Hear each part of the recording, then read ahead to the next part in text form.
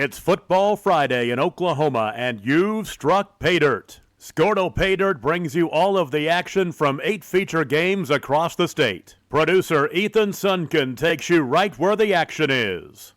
You've hit pay dirt. Here's your host, Drew Baker. Good evening, everybody. Welcome to the state playoffs that are in full spring across the state here. We've got a whole bunch of games for you tonight, all with some big stakes on the line. For our game of the week in our Class A second round matchup, we have the CHA Crusaders, who are ranked 7 in Class A, versus the Fairview Yellow Jackets, who are ranked 4 in Class A. Going down to our 3A state quarterfinals matchup, we have the Kingfisher Yellow Jackets versus the Lincoln Christian Bulldogs. The Bulldogs are ranked 2 in Class 3A. Going down to our 2A second round matchup between the OCA Saints versus the Washington Warriors. The Warriors are currently undefeated and ranked 1 in Class 2A. Going down to the Class C matchup in their state quarterfinals, we have the Timberlake Tigers, who are ranked 4 in Class C, and the Maud Tigers, who are ranked 3 in Class C. Jumping over to Class 5A in their state quarterfinals, we have the Piedmont Wildcats versus the McAllister Buffaloes, who are ranked 7 in Class 5A. Going back down to the 2A matchup in their second round game, the Community Christian Royals versus the Jones Longhorns. The Longhorns are ranked 8 in Class 2A.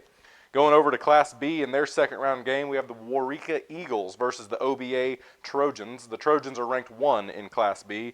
And for our final game, we have another Class B matchup in their second round game, the Ringwood Red Devils versus the Valma Alma Comets. We're going to go live to our first game of the night, the Kingfisher Yellow Jackets versus the Lincoln Christian Bulldogs.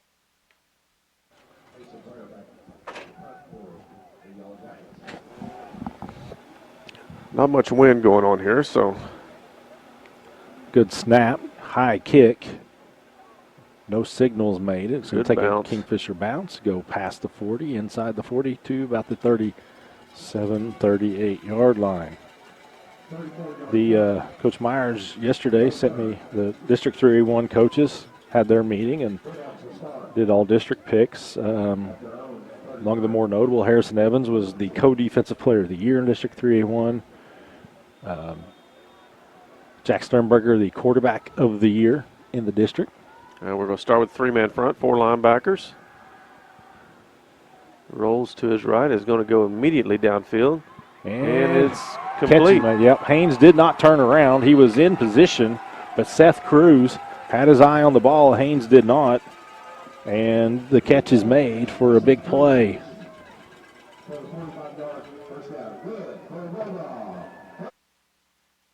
But he does a really good job of getting the ball out of his hands. He knows where he wants to go before the ball's snapped, and I don't think his dad's telling him. I think he's just doing a good job of kind of seeing, maybe he's got an option.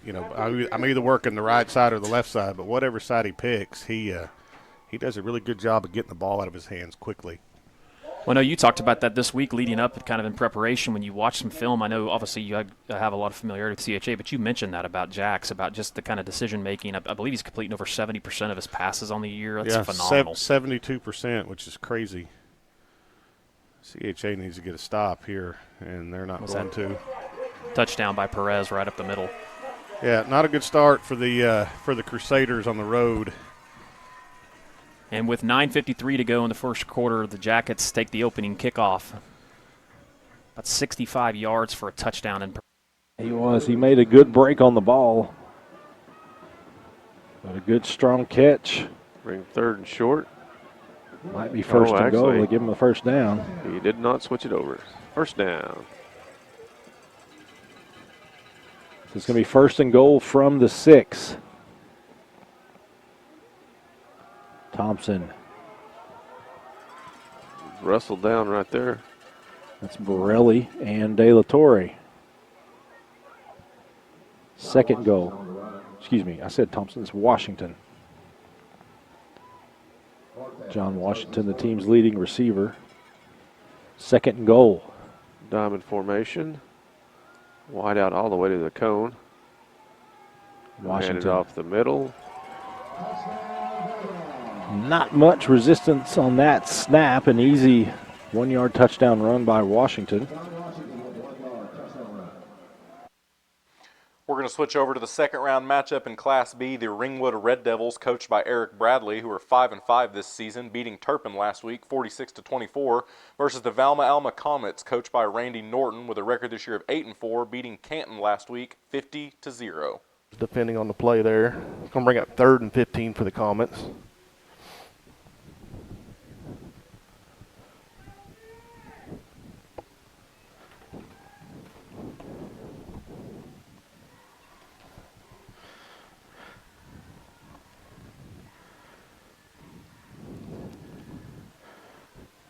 Going to be a wide open touchdown pass.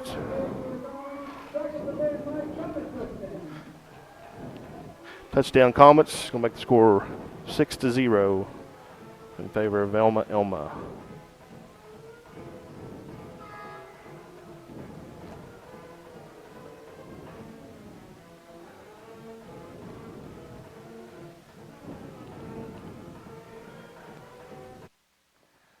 We're going to jump over to the 2A matchup between the CCS Royals versus the Jones Longhorns. The Royals are coached by Matt McIntosh with a record this year of 6-4, beating Holdenville last week 49-14. The Longhorns, who are ranked 8 in Class 2A, are coached by Kevin Witt with a record this year of 8-3, beating Newkirk last week 21-20.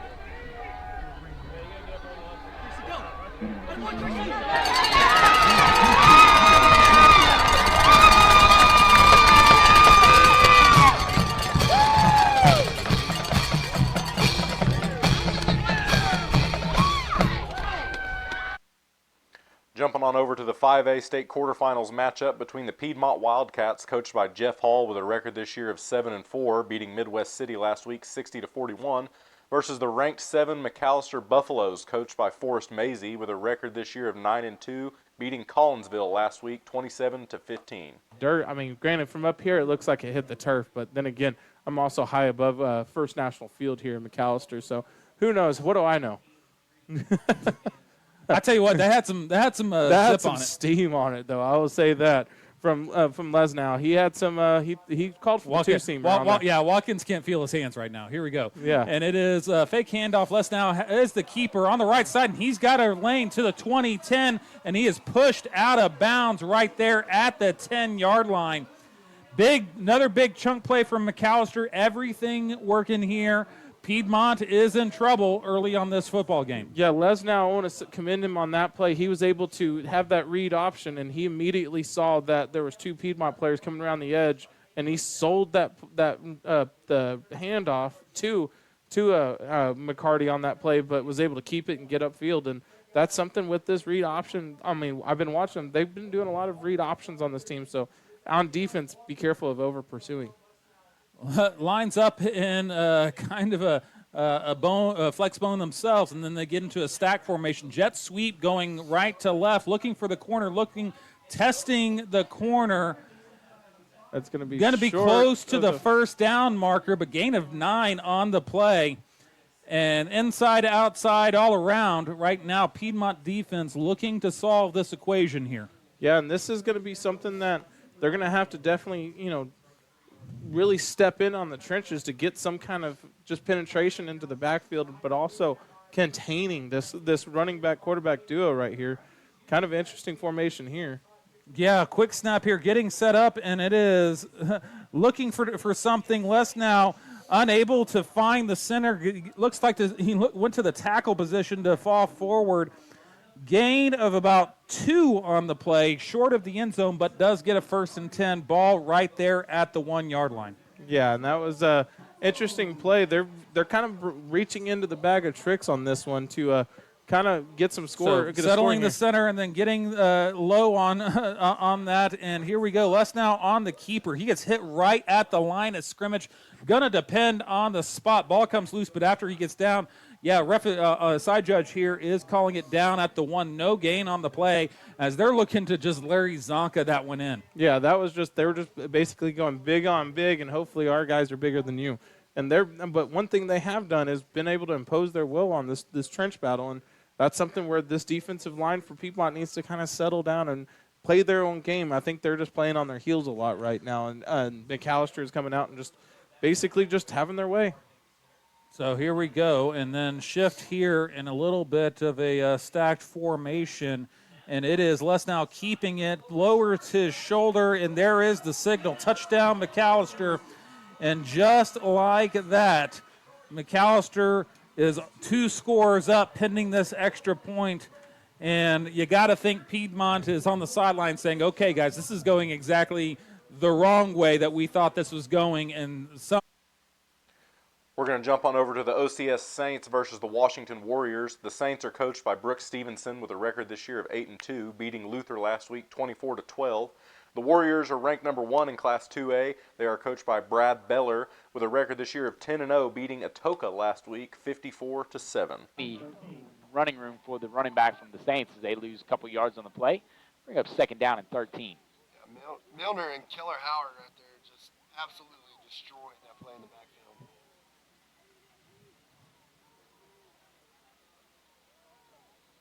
Another formation, as we mentioned. They're trying to run the speed option. And Wilson just keeps it, and there's nothing doing there. Good job. Good pursuit there by the Warrior defense. Keller Howard was there in the mix. Keller with 15 tackles last week, Kyle, all in the first half. Yeah, you got to like these guys, man. They swarm to the ball on defense, and just as a team in whole on defense, man, you've got guys having anywhere from 7 to 11 tackles a game. That's pretty solid on defense. Wyatt Denton now in on defense. The Warriors again with a 4-man front. Spread formation. Bringing pressure with Keller Howard as they throw it up to Luke Gray, and it is knocked away by Marlon Moore. Good coverage there on the 6'6" receiver, Luke Gray. They just throw a little go route to him. Gray had about a step on him, but Howard just high-pointed that ball and ended up knocking it away. Ball was a little overthrown. I don't really say that ball was catchable, but Marlon Moore, you got to give it up to him. Pretty good pursuit of the ball right there. Their receiver started acting like a defensive back. Yeah. This punt not as well by Mr. John Michael. We're going to jump over to our Class A second-round game that's also the game of the week. The Christian Heritage Crusaders, who are ranked 7 in Class A, coached by Joel Franks with a record this year of 8-2, beating Stratford last week 28-6. They're taking on the Fairview Yellow Jackets, who are ranked 4 in Class A. Head coach Robert Bernard with a record this year of 10-0, beating Snyder last week 60-0. 33, kind of need to know where they are and have some eyes on them. So Schrader was there to make the tackle, but kind of got juked out of his shorts a little bit. So we got third and about 6. Got a little shift here, maybe trying to get an advantage on the edge. Hold, CHA. This one's coming back.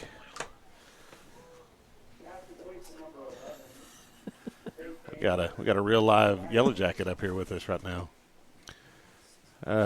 Yep, hold on Christian Heritage. So this will put them in a tough situation. You know, the thing about CHA, if you watch them, especially if you watch 10, I think he knows before the ball snaps if it's a pass where he's going to throw it. So if he looks that way and it's not there, a lot of times they struggle after that. It just kind of becomes a scramble drill. There's not really a lot of check downs or second guys or progressions, where I'm gonna read this safety and throw it off of him. It's kind of just I'm gonna throw the slant or I'm gonna throw the post, which is great when it works. When it doesn't work, you've got some problems. See if they come back to some sort of screen right here. One of the things you did talk about was crucial for CHA is to try to keep the ball out of Fairview's hands, and this drive is doing that. Yeah, you want to limit him as much as possible. He's got a chance right there. Great catch. Oh, wow, great move. Another great move.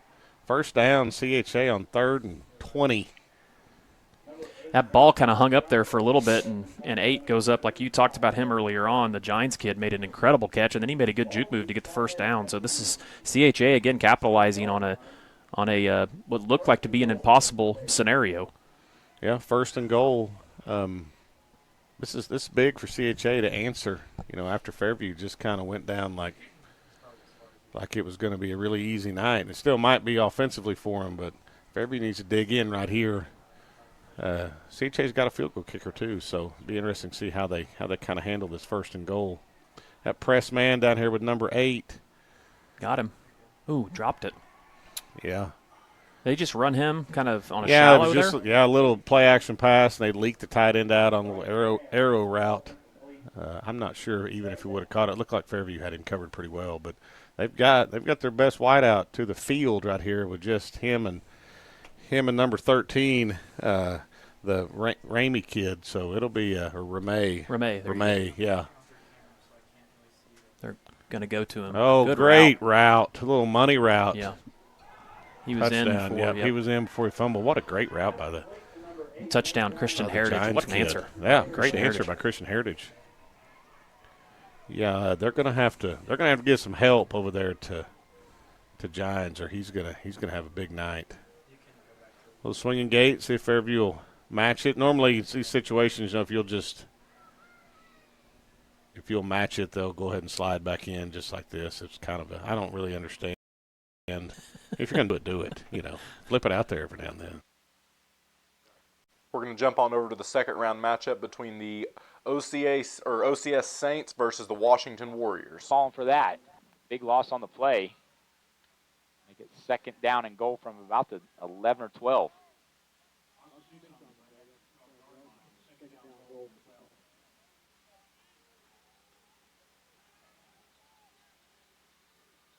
I formation by the Saints.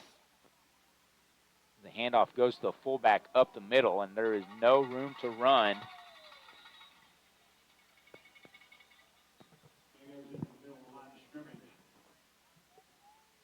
Bring up 3rd and long with 4:34 to go in the quarter. Berglund, first one to put a helmet on him.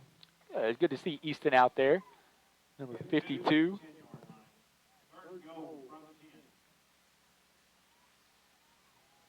Easton was dealing with an arm injury earlier on this year. It was a big component of last year's state finalist team as they run the pitch play to Luke Gray, and he is bottled up Cole Beller and Hudson Howard, who if you stack them on top of each other, they still may not be taller than Luke Gray. You might not get 6 foot if you stack them both together. But they did a great job of chopping him down. It'll be a 4th down for the Saints. Yeah, big pursuit right there on 4th down. Obviously, we'll see if they have a field goal kicker here. They're going to be a pretty good little attempt right here. Like a 29-yard attempt. Snap is down. Looks Nice good. little leg on that, and that'll give the Saints 3 points. Make it 6-3 with 3:30 to go in the 1st quarter. You're watching Warrior football on WashingtonWarriors.tv.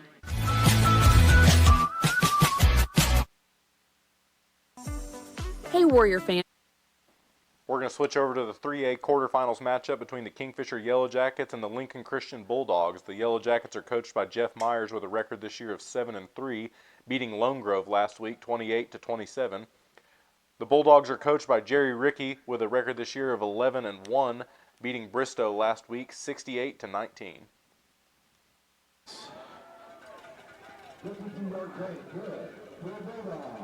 That pass was to Cruz. That time Milligan was under pressure. Stayed in the pocket, let it go. Dropped it on the money. Big gain, 1st down in the red zone. They're going 4 wideouts this time. Quick pass, out route. Great blocking by the wide receiver. And actually maybe beholding, he can't get his jersey off of him.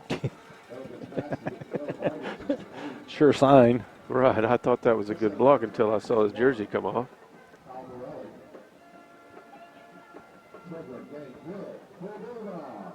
Well, you say Milligan, I mean, this many yards this late in the season, he probably doesn't get rattled in the pocket much because everybody's bringing everything they can at him. Up the middle. Nice hit right there by Borelli. That time the touchdown was Moses Fullingham. We're going to jump over to the state quarterfinals matchup in the 5A game between the Piedmont Wildcats, coached by Jeff Hall, and the McAllister Buffaloes, coached by Forrest Macy. Versatility as he gets that decent-sized carry, getting ahead of schedule here on the gain of 6. Yeah, and this is where Izzy kind of does shine a little bit, being able to push his limit, push that line forward. And the one thing that we've been saying all season, Izzy falls forward. Every time he gets hit, he's going to make sure he's going to get at least one more yard after he got hit. Mars under center, Robles in the backfield. Mars on the keeper, now testing off tackle here as he gets to right pretty close to the first down marker. Looks like it is a gain of 3, let's call it. 3rd and 1 coming up. Ball in the red zone right at the 10-yard line. Yeah, and this is going to most likely, I would bet, probably a run for Josh Mars. I bet it might just be just a push pile forward type of run. They're bringing everybody in close. Bunch formation here for Mars as they hand the ball off to Robles. Gets the first down, yardage, and more. Down to the 5-yard line, 1st and goal. And once again, Robles finds the second level and finds the first down marker. Yeah, and this is just turning into one of those classic Piedmont drives, just 5 yards, 3 yards, 6 yards, 5 yards, 3 yards, 6 yards, 6 yards. It seems like we're just repeating things, but this is the type of drive that not affects the defense on this drive. It affects this defense in the 3rd and 4th quarter. If you know what I mean, it's basically this is the bruising style drive that in 32 degrees, these start to hurt after a while. Mars under center, and the handoff is to Robles, met right at the line of scrimmage. They're letting them play forever. Forward progress. They call it dead at the 4, but they played that a little bit for quite some time. Yeah, Izzy was stopped at the 4-yard line, and there's 4 or 5 Buffaloes basically bear hugging him. I'm sure Izzy was like, it's warm here because it's 32 degrees outside. Yes. But the problem is they kept pushing back. The danger of that, granted, understanding we thank these referees for being here, but the danger of having that kind of scrum pile is ankles get bent that way. Yeah. 2nd goal coming up, and the pitch is to Houston, testing the right side, slips on the turf monster, gets back to the line of scrimmage. Nothing doing as he is pushed back. Forward progress gets him back to the 5-yard line. 3rd and 5 coming up. 46 seconds left. Have one more snap most likely in this quarter that I would imagine that Piedmont wants to mercifully end and maybe start afresh here in the 2nd, maybe even with some points. Yeah, this is where I would probably think. I'm trying to be Nostradamus on this, or Romestradamus, as you always say. Romostradamus? Yeah, it looks like they want to talk about this. It's going to be timeout Piedmont. Nope, timeout McAllister. They're going to want to talk about it. They're going to take a break. We're going to take it with them. Crossover Radio Sports brings you Piedmont Wildcat football live simulcast. Well, you watch the front 4 for Lincoln get off the ball. They're quick too. Not only is a couple of them pretty big, they are fast off the line. A little twist. Ball came out pretty early before Cooper made his break. So this one will be a punt. So the Jackets this will be their 2nd punt. We're going to jump over to our Class B 2nd round game between the Waurika Eagles and the OBA Trojans. The Eagles are coached by Joe Allen with a record this year of 7-3, beating Southwest Covenant last week 42-24. The Trojans are ranked number 1 in Class B, coached by Chris Kayott with a record this year of 10-0, beating Balco Forgan last week 64-22. That'll make it 2nd down for the Trojans, clock ticking at 2:44. Correction, 3rd down and 6 for the Trojans.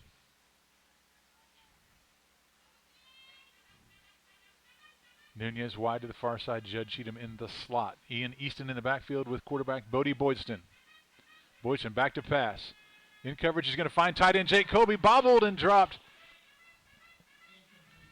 Ball is incomplete. Cold ball, cold hands.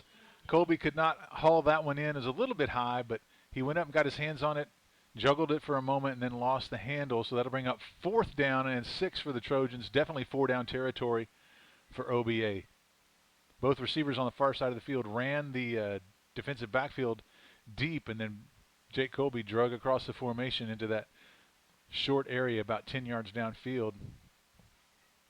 Just unable to haul that in. 2:23 to go. Clock stopped on that incompletion. Same formation as last play. Boyston's going to roll out to his left. A blitz was coming. Picked up by the Trojans. He's going to deep for Cheatham. Touchdown, Trojans! Waurika rolled the dice, chose to blitz. Quarterback Bodie Boyston. Ian Easton picks up the blitz. Great block there from number 12. Going to jump over to the state quarterfinals game in Class C. The Timberlake Tigers, who are ranked 4, versus the Maud Tigers, who are ranked 3. The Timberlake Tigers are coached by Brian Severin with a record this year of 9-1-1, beating Geary last week 62-6. The Maud Tigers are coached by Bruce Harrell with a record this year of 10-0, beating Oaks last week 60-8. He's able to get 2 or 3 yards there on first down. Stop there for Maud by number 15, Zach Knuckles. It's gonna be I think it's gonna be a 2-yard gain. So it can bring down 2nd and 8. Down and 8 for Timberlake.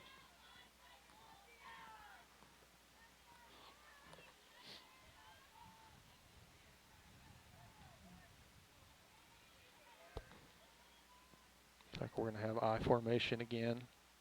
3 seniors in the backfield like we're used to seeing. Now we've got almost 7 guys in the box, and now they're going to spread it out, sending Sands and Maverick Judd. They're going to run an option out there to the right. Wallace keeps it, late pitch. Number 3, Wallace with the quarterback. I'm not sure why they blew that dead. He's going to go out of bounds right at the mark. They're going to say he was out of bounds maybe there when he caught it, so right around the first down marker. Number 8, Trustin Smith. Judd had some running room. He was going to at least get down inside the 10 right there, but he must have just stepped out as he was trying to catch that pitch. Good play there by Wallace. He kept it as long as he could, and then as soon as that guy committed, he pitched it to get a couple more yards, and just about had another 10 or maybe more the way Judd runs. Going to be I formation again. Wallace under center. Going to shift again this time. Go shotgun with Judd next to him there. Direct snap to Judd. He's going to take it behind Wallace. Makes a man miss. Able to fall forward there for a good gain. It'll be about a 7-yard gain, I believe, there for Judd. So really good play.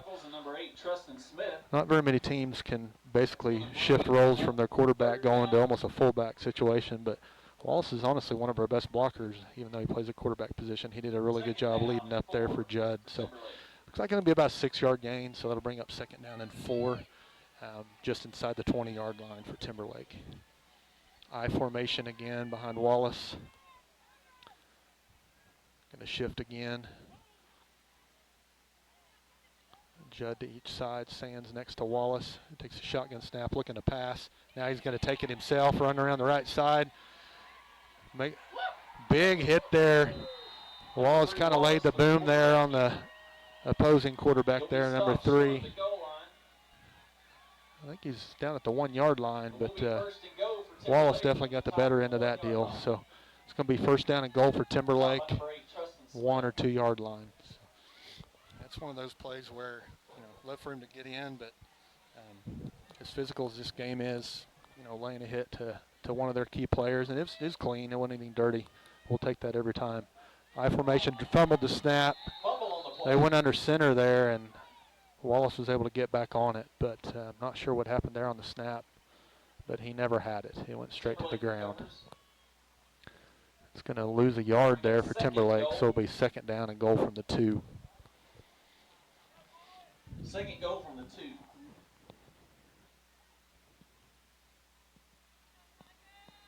Be I formation again for Timberlake. Wallace goes back under center. This time he gets a clean snap, going to hand it off to Judd on a lead, and he's got plenty of room to get in.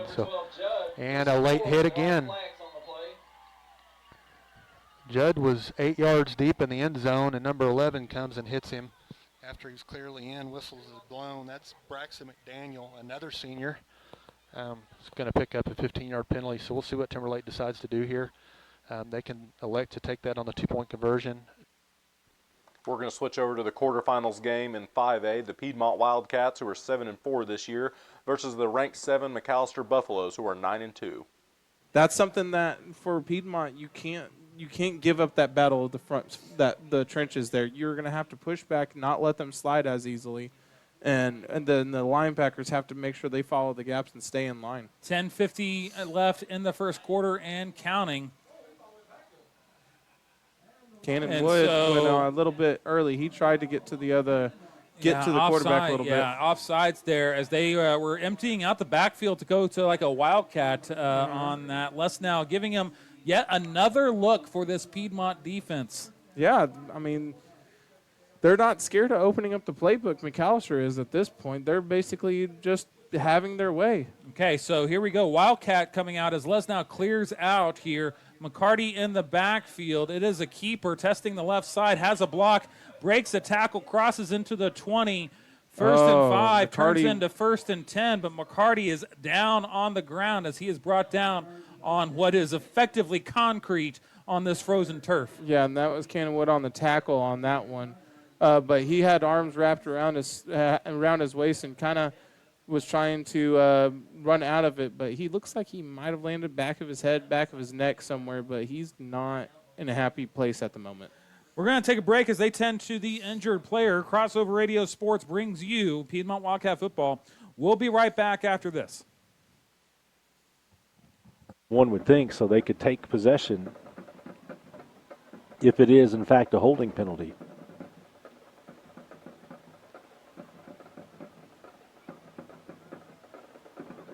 Yep, Coach Myers is throwing in the game ball. Yep, so it was a hold. Kingfisher will decline. They get the turnover on downs. It's a Pioneer Internet defensive stand. So the first real bit of good news for Kingfisher. They get a stop on the defensive side of the ball. They'll have the ball at the 28-yard line.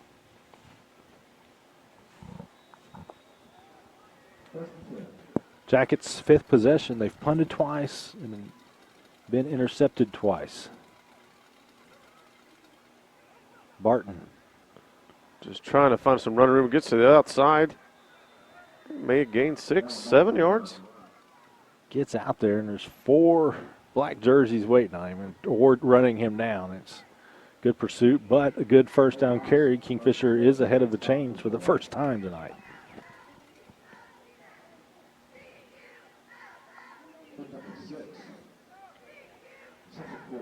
That time Barton was looking to get to the edge and had enough time to get there. Sternberger handoff to Barton again. He's going to go in behind Evans. Might have got the first down, and I think he did. He does. Eppin Embank first down carry for the junior.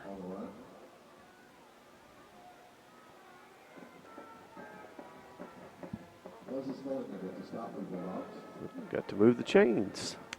Second first down of the game for Kingfisher. Ball will be spotted at the 39-yard line. Clock running, 10:15 to go, second quarter. Kingfisher being methodical. There's not a drop of wind out there. The flags are not moving. I bet it's pretty tropical out there then. Yeah, they have it on. Sternberger just trying to outrun him to the edge. He dropped the snap there. I don't know if that was a designed run or not, or if him having to get that snap off the ground meant he just had to improvise. Either way, no gain for Kingfisher.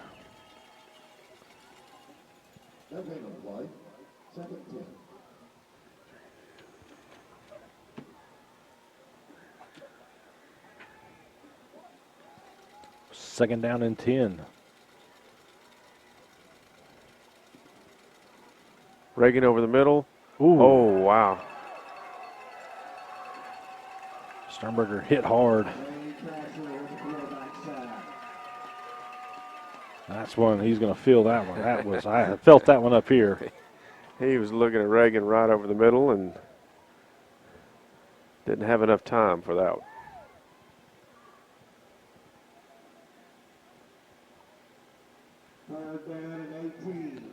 Brings up a Stevenson Insurance Center third down. That was Zane Thrasher with that sack.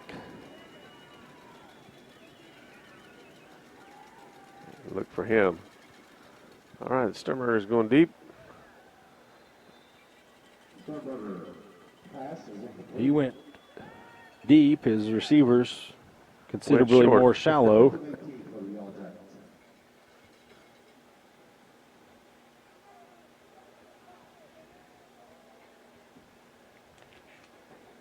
All right, bring up 4th down.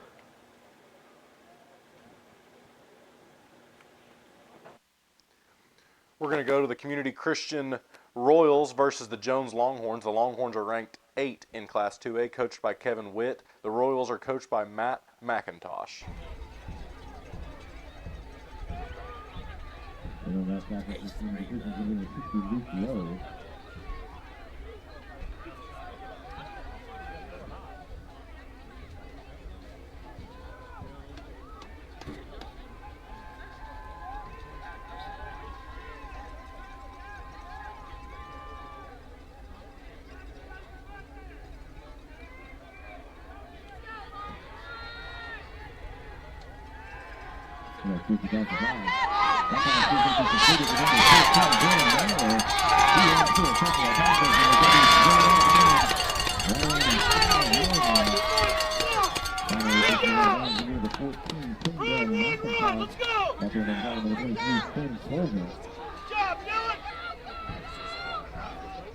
That's a retribution to the first and goal for the Longhorns from the 5-yard line.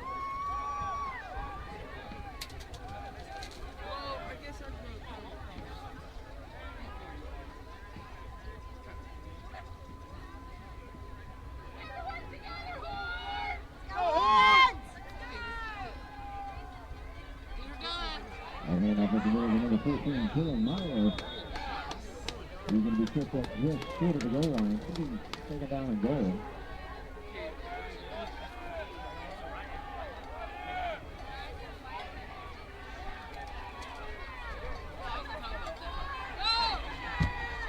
I think I got the point that number 10, Quentin Pearson. He's going to be stopped just short of the goal line. It's going to be a 3rd down and goal.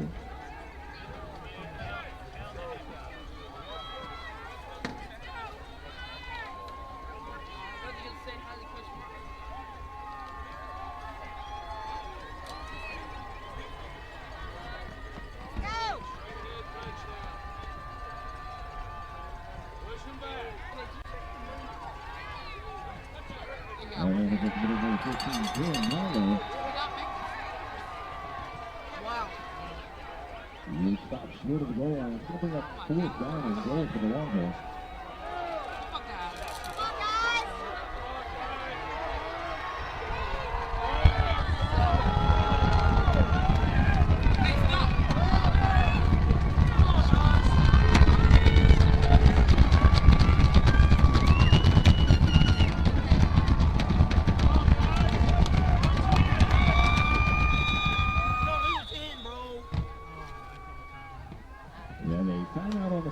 Community Christian.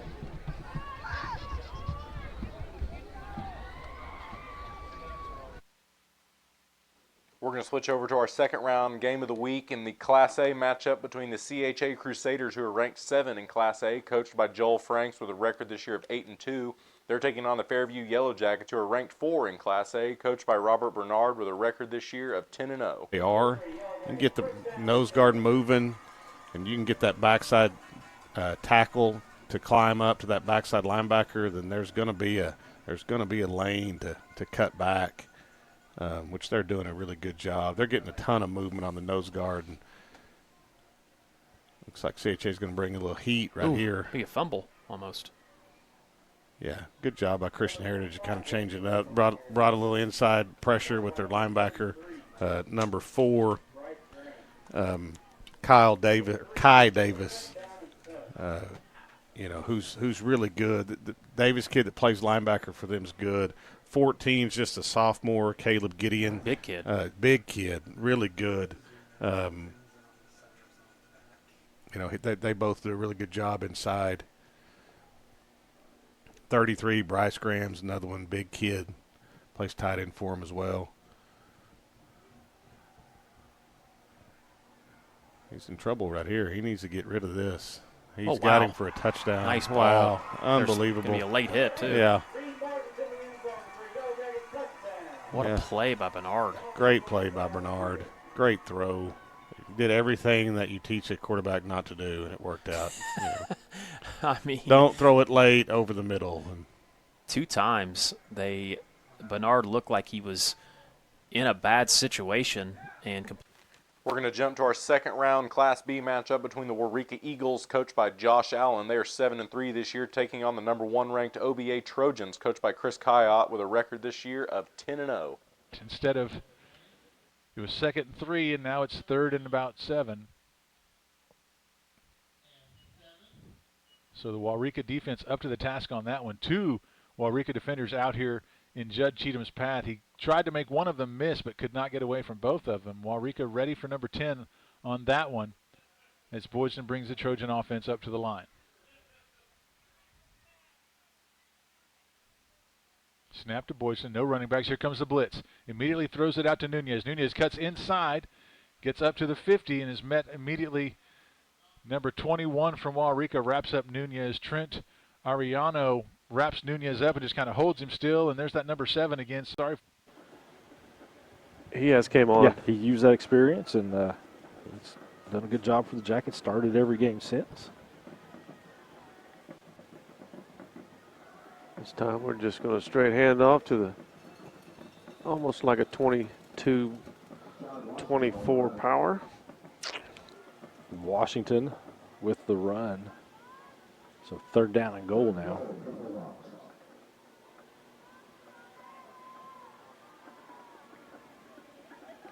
Milligan goes up to the line, calls the play. Power back set. Washington. Pull the lead blocker. And it's a touchdown. Touchdown. 5-yard run, John Washington. John Washington with 5-yard touchdown run. So 5:37, that extends the lead to 26-0. Let's pick your poison. I mean, you have to give their passing game a lot of attention. And, I mean, line up quickly, stack formation, trips with an H-back, putting a man in motion, and it is a fake jet sweep, and then to the left side, and finding a big hole through the center. Let's call it a gain of 15 on the play. That's Blaze Baugh. Yeah. He blazed a trail there. Was able to get to that 2nd, 3rd level and just a shoestring tackle on that play. You know what? That's low-hanging fruit, but that's delicious too. Yeah, you're welcome. I mean, I make my own luck at this point. Twins on either side for Les now as he gets lined up. Baugh in the backfield with him, and it is a handoff to Baugh, testing the right side off tackle, finding the corner there. Gain of 5 on the play. Let them play a little bit, Mark. I'm trying to hold my tongue on a lot of this, but since that that first down run on that 2nd and 12 or whatever, or no, 3rd and 12, I have probably seen so many white jerseys getting tugged and people getting pushed down to the ground. I'm not calling that holding, but in every other stadium in the state, that's holding. But I'm not going to say much more about that. Twins to his left. Les now in the shotgun formation, and the handoff is to Baugh again, and makes a move. Need the 20, got to the 15, 10-yard run, 1st down for Baugh.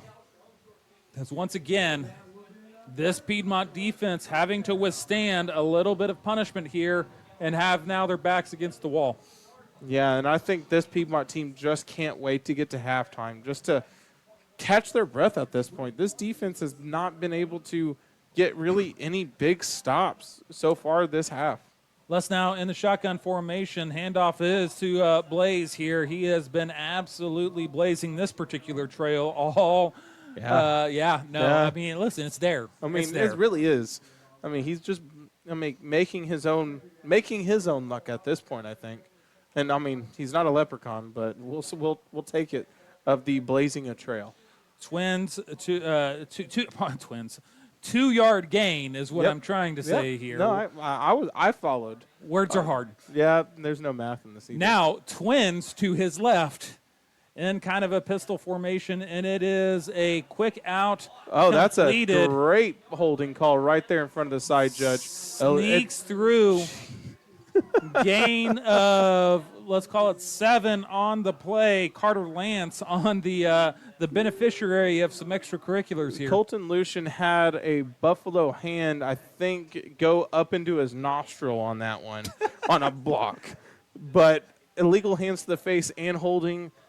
No, it's legal, guys. It's legal here in McAllister. I didn't know that. I mean, we'll just let them play. But big third down here, 3rd and 2. This is where you can maybe step up and show your teeth a little bit. Here we go, and it is a Wildcat formation, and it is testing the outside, and he is diving for the end zone. Punch, counter punch again as McAllister answers the score here. 34 is the score after the touchdown pending the PAT. And Mark, I mean, it's starting to turn into a little bit of a heavyweight fight, but that first round card obviously shows with that 3-score spot. We're going to jump over to the second round matchup between the Waurika Eagles, who beat Southwest Covenant last week 42-24, versus the OBA Trojans, who are ranked 1, who beat Balco Forgan last week 64-22. Guys all over Bodie Boyston. Bodie usually really good about buying time in the pocket, but there was just nowhere to go on that one. So that'll make it 3rd and 13 for the OBA Trojans.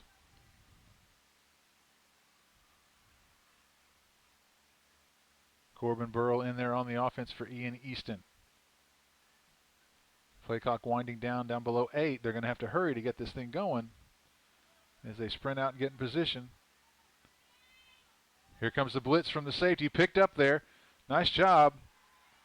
Jake Colby hauls it in, but is immediately hit. Nice coverage there from number 15, Gavin Torres. He's a sophomore. Strong young man to bring down the senior Jake Colby. About a 3-yard gain for the Trojans. Safety blitz coming in there from number 12, Nick Wilson. Messed up the timing of the play for the Trojans, so nice defensive call there from Coach Joe Allen and the Waurika staff. Still positive yardage for the Trojans, so that's a good thing. 4th and 10 for OBA. OBA with a pretty potent offense, so 4th and 10, they'll go for it here at the 29-yard line. No blitz this time. Looks like an option play. Cheatham's going to throw a pass. He throws it downfield and overthrows. Had Jake Colby out there. Had to rush the throw a little bit. Waurika was there in the backfield, and he was either going to have to take a loss or throw it away. He threw it out in front of Colby where only Jake had a chance to get it. It was just a little bit too far because Colby was covered well also. So nice stand there from the Waurika defense. 4:59, just under 5 minutes. 4:59 to go in the first half. Waurika will take over on downs at the 29-yard line. As we see Trayton Torres, the quarterback, in the backfield by himself. He's going to look to pass. Hurried by Beckman. Colby there. Burrow there. Stumbles forward. He's going to get positive yardage there. Nice coverage downfield from the OBA secondary.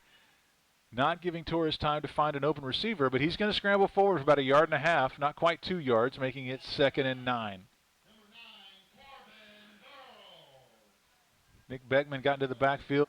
We're going to jump over to the 2A matchup between the Community Christian Royals, who have a record this year of 6-4, versus the ranked 8 Jones Longhorns, who have a record this year of 8-3.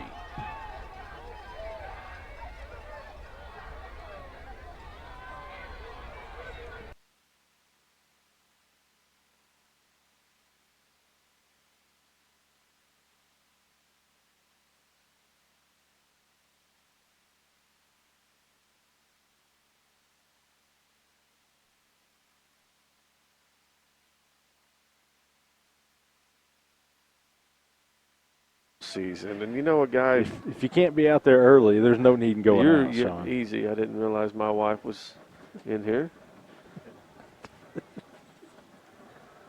Nope. I lost track of what I was talking about here. Nice run. I believe that was the counter again. You are correct. So I may stay and have lunch with you.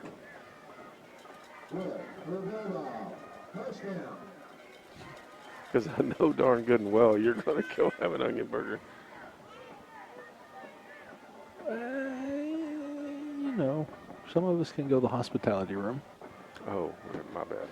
But I've had a burger the first 2 days of it. Motion out of the backfield. If they going with the screen, it's got to be lineman downfield again. I think that's what Jake Reagan's saying. Yeah, those guys are 6-7 yards down the field. So you're going to be taking on Lomega's younger group. Oh, we are? Yep. Okay. At 7. Thank you, Chris Simon, for chiming in. That's at 9. The Kingfisher 7th grade boys play Cashin at 10 a.m. At noon is the 8th grade boys versus Hennessy, and 1 p.m. the Kingfisher 8th grade girls against Lomega's older group of junior high girls, and then Lomega Watonga in the boys championship. Touchdown Bulldogs. 14-yard touchdown pass. Tyler Johnson hauls it in. We're going to go now to our Class C state quarterfinals matchup between the number 4 ranked Timberlake Tigers, coached by Brian Severin, with a record this year of 9-1-1, beating Geary last week 62-6. They're taking on the Maud Tigers, who are ranked 3 in Class C. Head coach Bruce Harrell, with a record this year of 10-0, beating Oaks last week 60-8. Play clock running down. They're going to shift.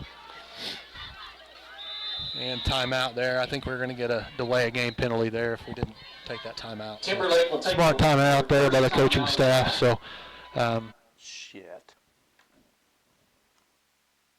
Cantrell rolls out to the right, looks to throw back to the left. Now he's going to run. Got room to run, and he gets near midfield to about the 47-yard line. Big pickup on first down for the Warriors. You got to like that out, Cantrell. You know, it's not there. Tuck it, run, man. You got some legs. You got a minute 14 to go here. Minute 5 now, but, you know, you got to get down the field, get the Warriors going a little tempo right here. Got plenty of time. Cantrell throws it way up in the air, got hit, and now is picked. They're looking to get to the end zone. He's at the 35, and Cantrell tackles him at the 20. Had a hold and a block in the back right there, right in front of the sidelines. Let's go, O-line! Oh, you gotta step up. Another turnover by the Warriors. The Saints have the ball at the 22-yard line of Washington with 44 seconds left. They do have some timeouts as well and a field goal kicker that has shown the ability to make the long field goals, 2 of them tonight. See if the Warrior defense can get another stop.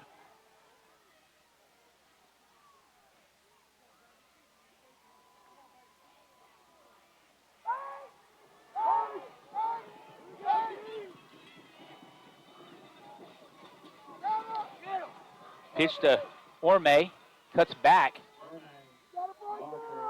And about the 20, and the Saints will call a timeout. We'll keep it here.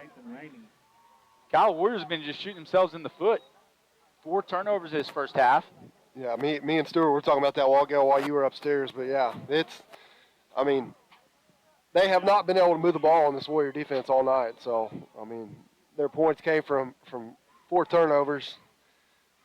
That's pretty much all the game. Right, there. and then the flip side of that is, think about the turnover that they got at the 1-yard line, or the touchback on the touchdown. Appeared to be a touchdown, and they had Sands in kind of off the line there on the right side, kind of overload that side, and then Wallace next to Judd. They direct snapped it to Judd there and able to get a little bit out of it, but Mon did a good job. Looks like they're just lined up in that same formation. This time he's going to take it, and I think he's going to be in this time. So Judd just sticks his nose down, and he's not going to be denied on that play. So good job getting it in. Good block there by Ware on this right side, and give him enough room there. So that's going to make the score 20-6. Talked about how important these 2-point conversions are going to be in a high. I don't feel like this game's going to be out of reach, but you got to quit shooting yourself in the foot. Yeah, a little adversity, and so you see how this Warrior team reacts. And hadn't seen a whole lot since district play had started. Fake pitch by Wilson, throws it over the middle. It's tossed up in the air and almost intercepted. Marlon Moore, it looked like, in coverage. We'll take a Purcell Vision Source instant replay at that. As they try to hit Luke Gray, 2 receivers in the same spot. And good coverage there by the Warriors secondary. Bring up 3rd down and long for the Saints with 30 seconds to go in the half.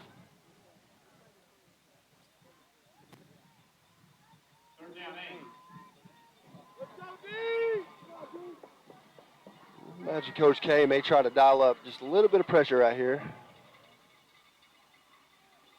Little screen play, batted up, almost intercepted. That's one of them. Milner tipped that ball. 14 could have got his hands on that one. He was to the house. That is Milner leading the team in pass breakups, which you don't normally see from the defensive end position. And he's wanting to get his paws on one of those. He's had some touchdowns by playing the tight end spot. As Crooks comes on for a long field goal attempt, this will be about 37 yards. Wilson set to hold. Snap is down. Kick is up. And it is short.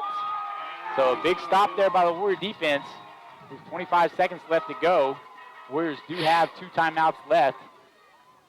Wonder what they'll try to do here, fellas. Well, the bad thing is right here, guys, you got Mason Thomas out, our field goal kicker.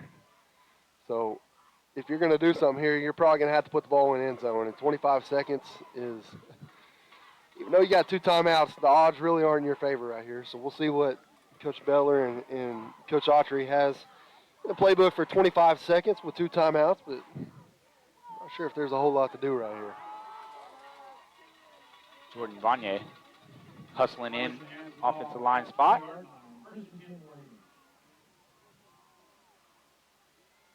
This looks like a victory formation. And that's what they're going to do, try to avoid any other damage they might be able to cause. Warriors will have to play defense when they come back from the half. At halftime, we'll have some score updates. Bob Harris will provide us with some stats, and we'll have Jesse Carey and Dakota Martin with their halftime show. Warriors down 6-8 at halftime to OCS. You're watching Warrior football. That'll be halftime at that game. We're going to go now to the 5A quarterfinals matchup between the Piedmont Wildcats and the McAllister Buffaloes. The Buffaloes are ranked 7. The Wildcats are unranked. The free varieties. Those are the ones you have to pay extra for at the gate. You can't buy those whenever you get inside. So I'm just digging that one. But let's see what they do here with this. I'm going to say they're in that Wildcat. Wildcat formation, yeah, with 2 upbacks here. So very reminiscent to what Piedmont usually likes to do. Testing the left side, lowers his shoulder, and then gets out of bounds at the 40-yard line, but not before not only handing out some punishment, but also getting the first down. Yeah, he ran over. I couldn't tell you who he ran over, but he full on ran him over and just had his way there. So they're gonna, clock stops, minute 18. They got the ball on the 39-yard line. I mean, granted, we don't know what their kicker could do, but the timeout called. I'm gonna say this is probably Piedmont's last timeout, but let's see what they say. They're looks like it's an official timeout here. Okay, this might have been just to kind of so do we start the clock when you say, or do he got out of bounds? I know, but I think he was just making sure he went out of bounds, right? Yeah, he did. Okay, so the clock. All right, yeah, I know what you mean. Just trying to figure out the heads of referees. It's a scary place. Shotgun formation, taking a deep shot, and right off of his hands on the streak play, coming all the way down. Second and 10 coming up. Les now on court 1 and was unable to get it completed. Yeah, that thing was right. It was a great pass right on it, and Lane Whitworth was coming in on the coverage, just was about 5 yards behind, too far behind to catch up to that thing. So it makes it second and 10 from the 39, minute 12 left. Piedmont still has 1 timeout left in their back pocket, but instead of Piedmont getting points here, I would want for Piedmont to not let McAllister get points. Yeah, trips to his right, handoff left side, and nothing doing on the left side as he is met right at the line of scrimmage. Maybe a gain of 1 third down. But that's exactly right, Martin. At this point, you're looking at keep stopping the bleeding and keeping McAllister off the scoreboard. Yeah, I think McAllister just called a timeout. Yeah, so they're gonna want to see that, which is I find an interesting call. I mean, there was still probably, I think I looked at it, was 28 seconds on the play clock with 53 seconds. That's something. I mean, they are acting like they're wanting to get points right before the half. They're not looking to chew this clock. We're going to stay right here during the timeout.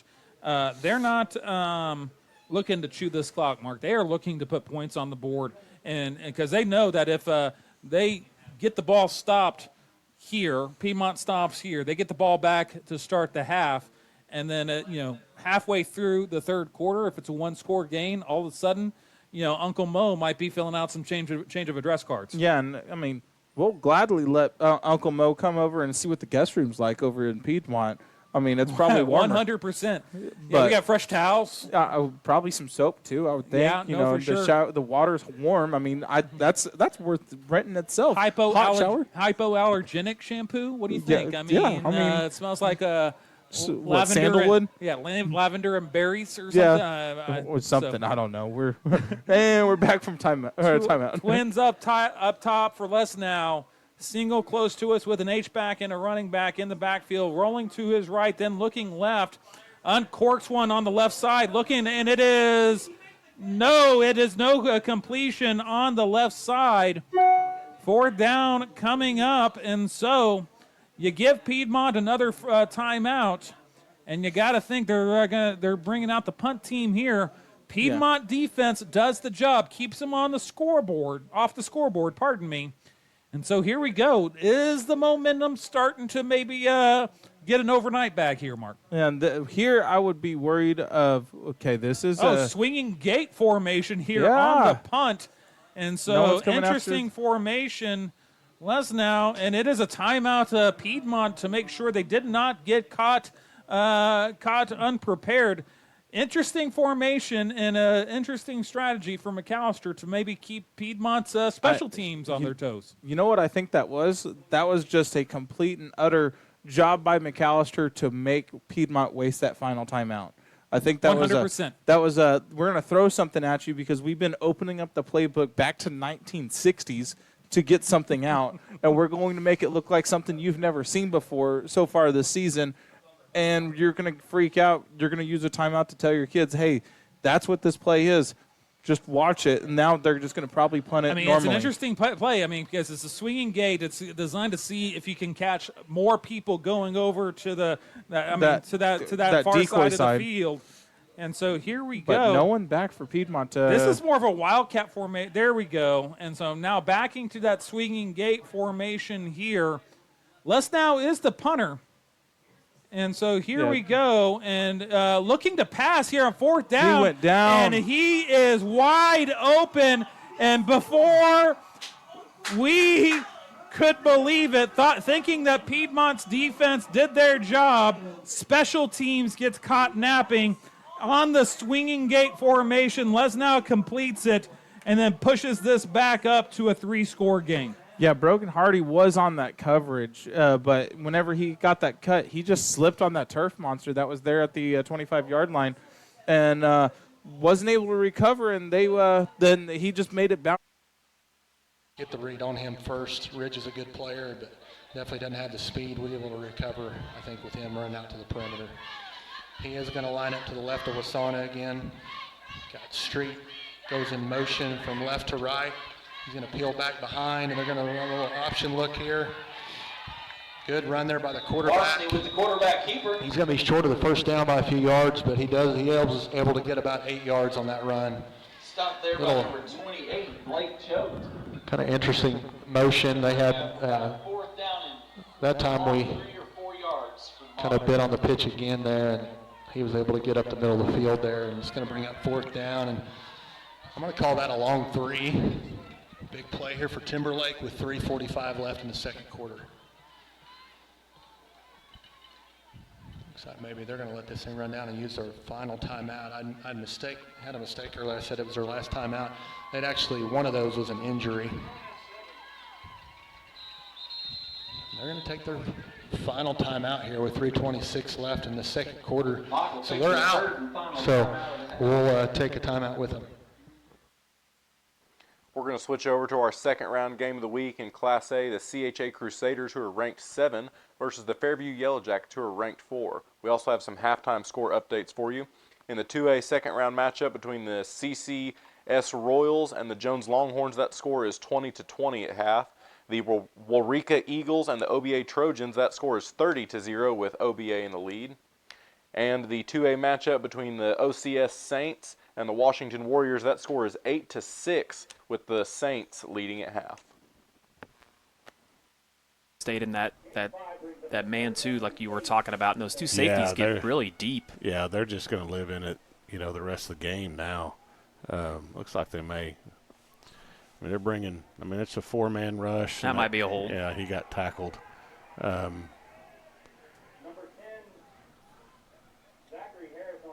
think they're going to get it that time. We still have about 56 seconds left to go here, and obviously that's going to bring this play back for Christian Heritage. But yeah, you need to decline this, Robert, and see if you can score again. I mean, he's got a minute left, and does he have all 3 timeouts? I think he does. I think they may have used 1. Yeah, they have 2 timeouts left. So, yeah, all the fans that are out there that are still tuned in and listening, obviously the Fairview fans, you guys won't want to miss the halftime show. I'm going to have Coach Van Meter on, and we're just going to chat about some things. So I think that might be worth a listen. Yeah, I'm going to go eat some pizza. What about the Alyssa Antwine? Made sure she hooked us up again, and Mark Rogers probably isn't tuning in and listening tonight, but she knew Mark wasn't coming, but she wanted to make sure you got experience her peanut butter bars that she makes. So I'll have to go. Check it out at halftime. Somewhere where it's warm is where I'll be. So we're going to have a punt here from Heritage, and I promise you, with 57 seconds to go, that is plenty of time for Fairview to get the ball back in the end zone. The way they've been, that's a heck of a punt there. Yep. Burris will return this one. Yep, he's got a chance too. So you got to go 60 yards and 45 seconds.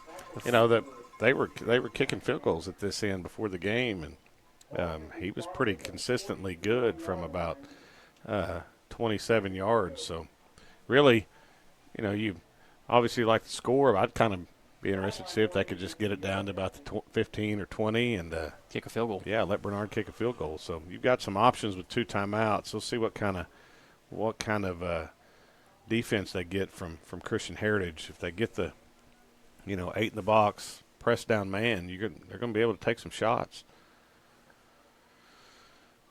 Looks like that's what you're going to get.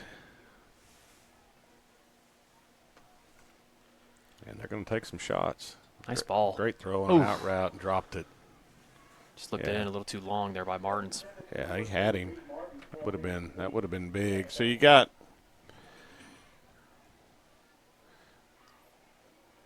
wouldn't be surprised you get the little sprint out concept, maybe a screen, something safe. You talked about the middle of the field being open based on alignment. I wouldn't be so sure I wouldn't run Houck on something. Well, I guess 2's over the top of him right now. But yeah, they did a better job here. They really didn't have him over him last time. There he was. That's what they were looking for. Yep. Good run. Well, yeah. CHA gets the sack there. That was 33. A timeout by Fairview, so that's a tackle by Bryce Graham. He's one of the guys we had circled as one of CHA's better players. But, man, we have not mentioned his name very much tonight, and that's not good. Obviously, CHA trailing by 4 scores already here in this game, but the not hearing his name is not a good sign also for CHA. No, it's really not. They've really struggled defensively tonight to really find a lot of answers. So far this drive though, they've got them in 3rd and long right here. So we'll see. See what kind of playing Coach Bernard has right here. I think they may be giving away a car at halftime, Shaq. Did you put your name in that drawing? No. Why did no one tell me about the car giveaway? Well, Jensen's a fantastic dealer here in Fairview and been around, family-owned dealerships, been around Fairview for a long time, and I believe that's what they're doing. And I believe all the proceeds from it, if I'm right, go back to the school, I think, as far as what they're trying to fundraise for the giveaway. Yeah. So 3rd and 10. Sell it back to them and pay off my car. be a win for me. Nobody back. I bet here comes a little sprint out. Yep. Oh, nope. nice Screen. play call. Ooh. No. Yeah, three's going to be a hard block over there on the edge. The heel kid at outside linebacker, if you're throwing Bubble over there, he about killed one of our kids when we tried it. He's just so big and physical and screws down over your number 2 receiver. It looks good on paper and on film, but reality is you're going to have a really hard time dealing with him long enough to get the ball out there. So good stop by CHA. They're going to get the ball to start the second half, so they got a little bit of life left in them. See how Bernard can punt. He's a decent kicker, not a bad punter either. Nope. That's going to I'm not probably sure. let that bounce. I'm not sure I would have caught it, but now CHA will have the ball with 20.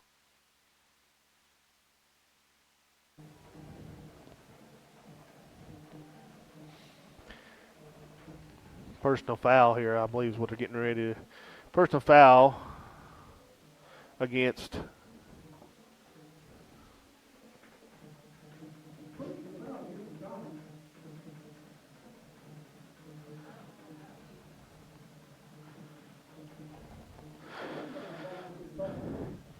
blindside block, I believe is what they're calling. Personal foul, blindside block. On the Comets, takes them back 15. It'll be 1st and 10 at their 41-yard line. Minute 29 seconds left in the half here. Winner of this game will play the Regent Prep Quinton winner. And right now it looks like Regent Prep's got a pretty good handle on that ball game. Got number 2 here. He may score.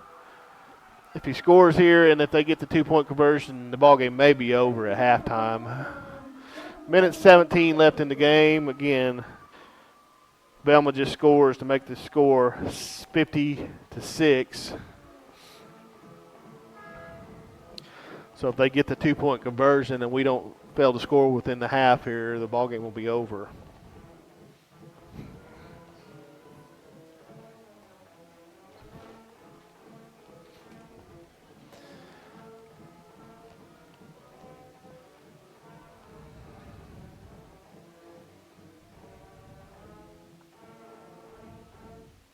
He's going to take the ball right up the middle. He's going to score.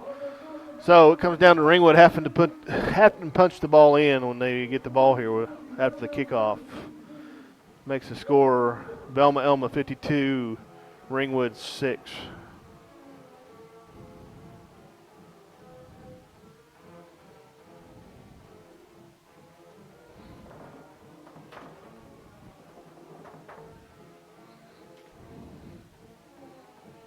Be back here with you shortly. Malware, viruses, intrusions, cyber attacks, and more. Modern internet deserves modern security. Get the best of both worlds with Pioneer in-home Wi-Fi and the Smart Wi-Fi app. Kind of mod. Down and 10 for Timberlake.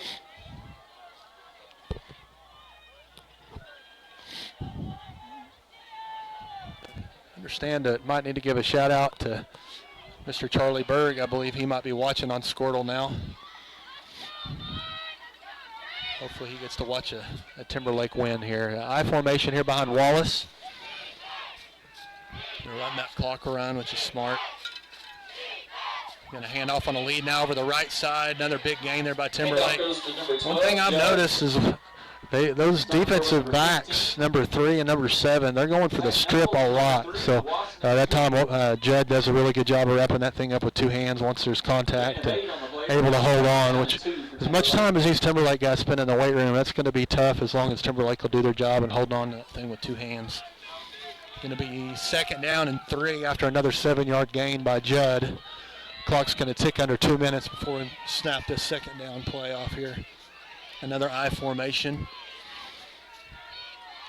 Again, Maud's got 7 guys up in the box. Good pull block there by Caleb Ware. That's going to free him for a Timberlake touchdown. So right guard Caleb Ware, number 88. You know, doesn't look like a guard, but man, he does a good job. He's a feisty guy there, and he pulls, allows and is able to kick that end out and just freed up almost an untouched path into the end zone. for Merrick. So really good job there by Timberlake.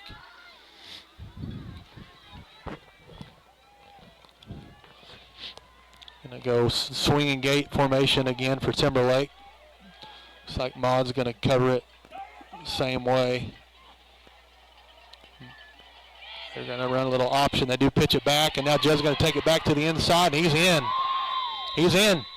That's gonna make it 30-24 Timberlake with 1:48 left in the second quarter. This will be a big defensive possession. If they can take that 6-point lead into halftime, they'll get it first coming out of halftime. So we'll be back to see if Timberlake can stop them. Wait to do what you love. Whatever you choose to do, do you. Oklahoma Career Tech. Now is the time to protect your family with Pioneer Smart Wi-Fi. Internet security is... I think Velma Elma will win this one 52-6 at halftime. Good luck to Velma Elma next week. I believe they'll end up having to play Regent Prep, because Regent Prep is leading that ball game by quite a margin. So thank you for everybody joining us. Again, thank you to the Ringwood Athletic Foundation and the All Sports Boosters for making this broadcast possible. Congratulations to Ringwood on a fairly decent season.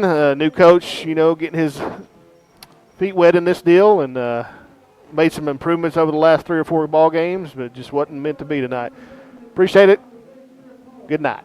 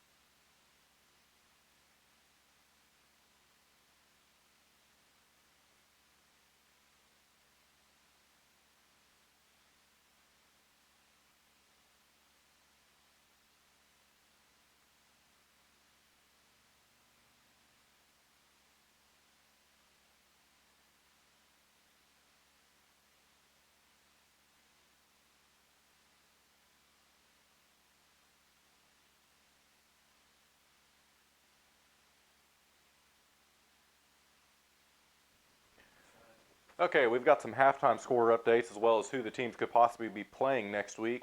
In the game of the week, the CHA Crusaders, who are ranked 7, versus the Fairview Yellow Jackets, ranked 4. That score at halftime is 36-7 with Fairview in the lead. The winner of that game will play the winner of Stroud versus Commerce in the quarterfinals.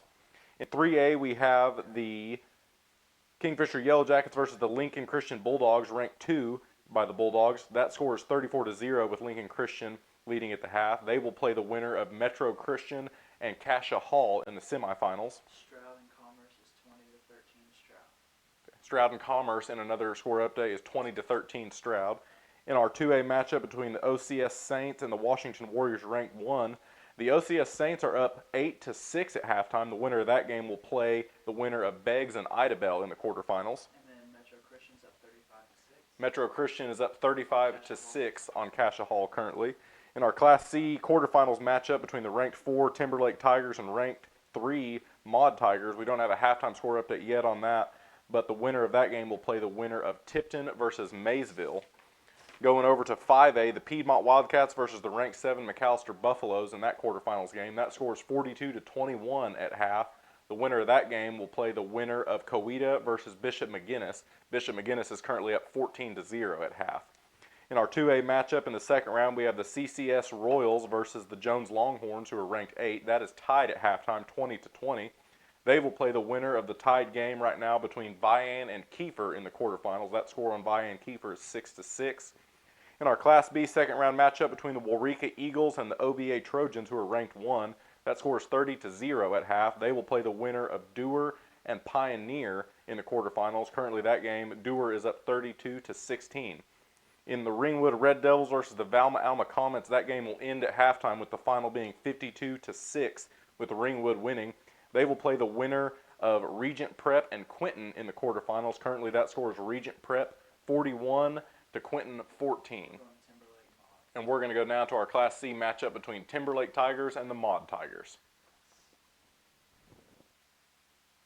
At the 1:15 mark before they're able to get this thing snapped off. So big play there by the freshman. Had some of our older kids that ought to know better that gave up that outside contain, but he's able to come up and make the play. So they're subbing, so that's going to take it down. We're going to be under a minute before they're able to snap this since they don't have any timeouts left. There's some confusion. May even be looking at a delay of game here, and they're in no hurry to get lined up. It's ticked down to 55. Back into our Class 2A matchup, the winner of OCS Saints versus the Washington Warriors will play the winner of Beggs and Idabel. That score at halftime is currently 12-6 with Idabel in the lead. But short of midfield, that clock ran all the way down under 40 seconds. So once this first down, this ball is marked, they should roll the clock, which again, the clock right now is in Timberlake's favor. They should be rolling it, and they are. It's running 35 seconds. This thing may be down to 25 by the time they snap it this time. So clock management has not been very good, which a team that's been up, they 45'd almost everybody by halftime. They haven't had to look at that. There's a hold. Throws a deep pass. Judd's going to come back, make a play on it, just knocks it out of bounds. Smart play there by Judd. So now under 20 seconds. Timberlake with the 6-point lead, going to be second down and 10. So like I was mentioning before, Timberlake has a pretty tough non-district schedule, which does a really good job preparing them for situations like this. And that's nothing against Maud. They just haven't been able to practice these types of situations because most of the time by this point in the game's been over with some of the teams that they've played. So we've got that bunch formation with 4 guys to the left again. So one of them's ineligible.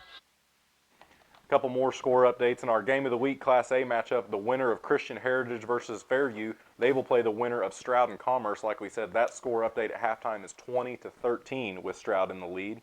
And our other one that we have, the Metro Christian Cascia Hall matchup, that score is 35-6 with Metro Christian in the lead.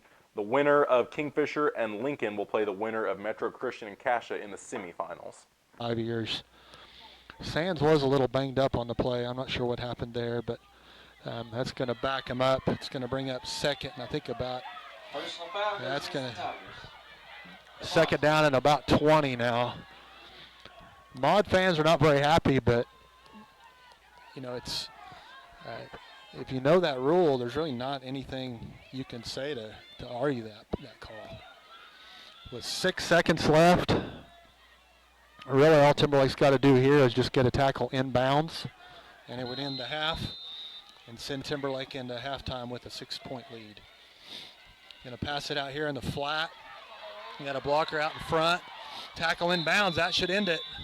Yeah, it does. It all clocks at all zeros. So that'll send us into halftime with Timberlake leading 30-24 after a really well-played first half. They will have the ball coming out of halftime, so see if they can put a couple touchdowns up on them.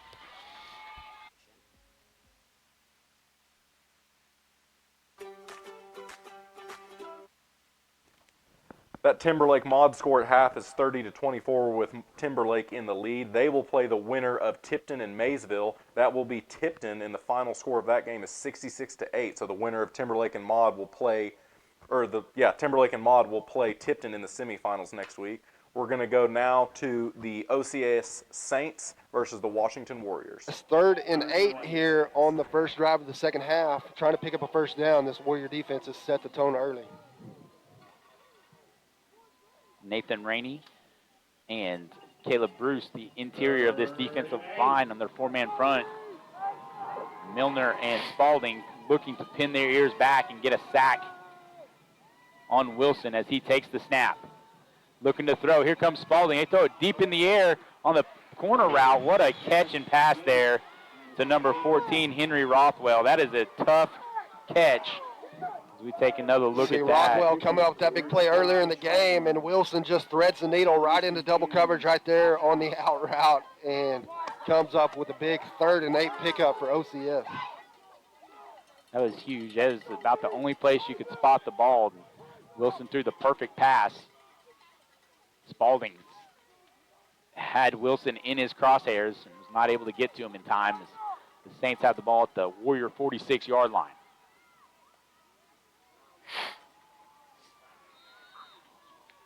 OCS can get a timeout. A little confusion there. Keep it here, and maybe Stewart can get us some scores updated. And I'm sure there's some shock around the state with this score. Yeah, it probably is. Millwood's up 22-0 in the third over Lindsay. Victory Christian, Prague still at halftime, 26-0. Victory Christian. Chandler all over Frederick, 42-14. Kiefer Vian, 6-6. Jones Community Christian, 20-20. Idabel, 12-6 over Beggs.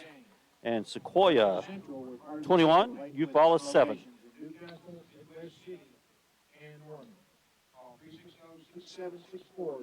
Warriors able to get the Saints in a 3rd and long there.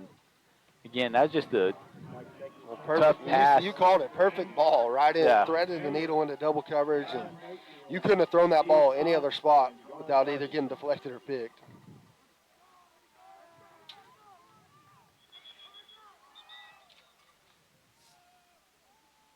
Saints have the ball at the Warrior 46-yard line, 10:25 in the early part of this second half. Saints trying to pull off the upset for the number 1 ranked Washington Warriors.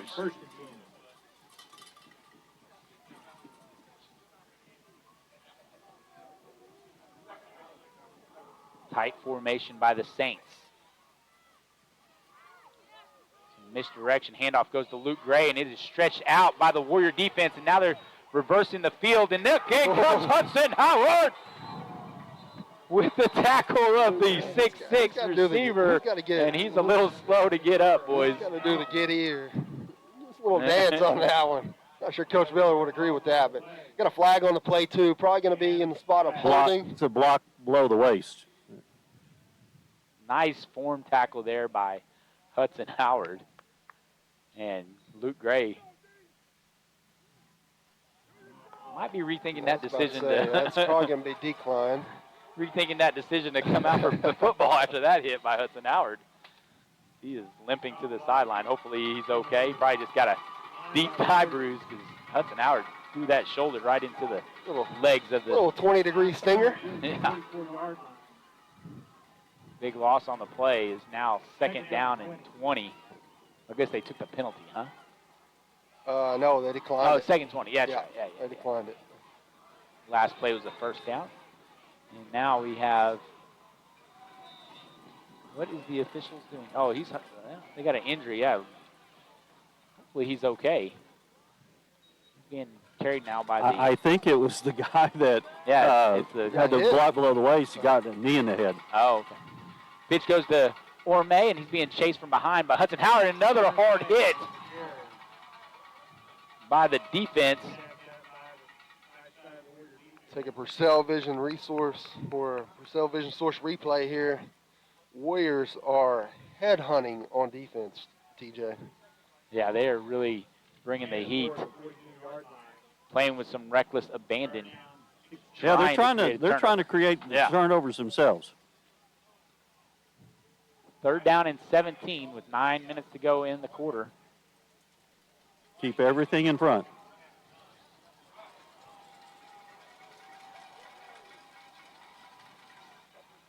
Got to look out for Rothwell. That has been the target of choice. His pressure is brought by Spalding. Now Wilson's trying to escape, and he's got Warrior defenders all over. Ben Vaughn and Cole Beller there for the takedown. Warriors dialing up the pressure out there. Quarterback scrambling for his life in the backfield, and Warriors end up coming up with the play for loss right there. Bring up 4th down. OCS is going to have to punt right here. Crooks has done a good job punting for the Saints. He stands at his own 35. Wilk lined up at the 20.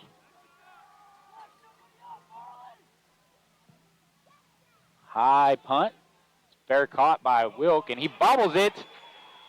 We're going to switch over to the round 2 2A matchup between the Community Christian Royals, coached by Matt McIntosh, with a record this year of 6-4. They beat Holdenville last week, 49-14.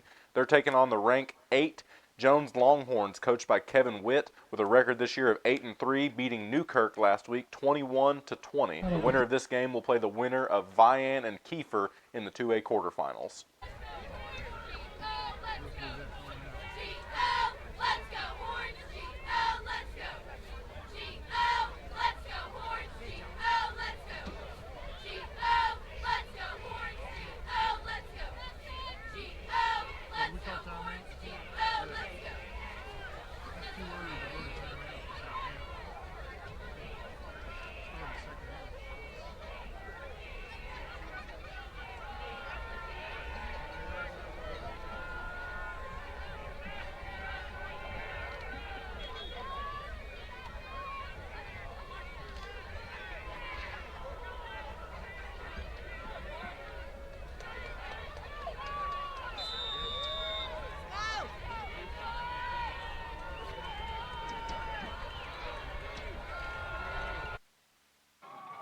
They do have a holding penalty, so I say I didn't think they threw a flag there. I know coaches see it, were wanting to hold out there on the edge, but I didn't see a flag. The yellow mixing in with the yellow of the grass. Back them up. Yeah, it's Crossover 25 Radio Sports yard line. Talk with a Make it first purpose. down Right and back 13. with you for second half action. 42.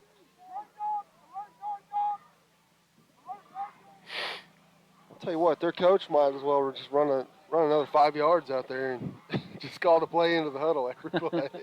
He's halfway out on the field throwing in the plays.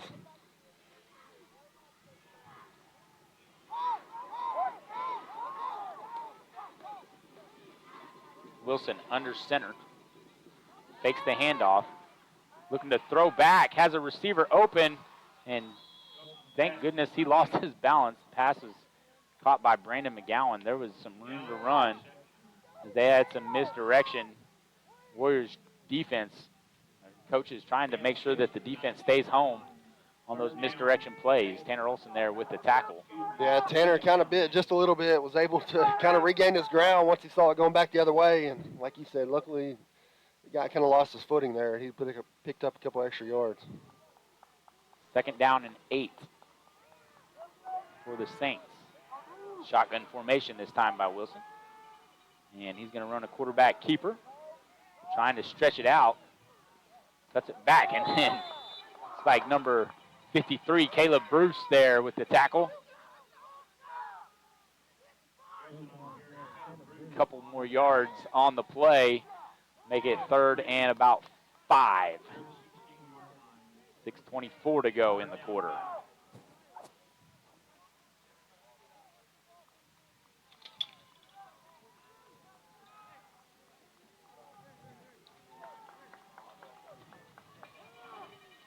Saints really looking to chew this clock. Warriors have not had a possession this half.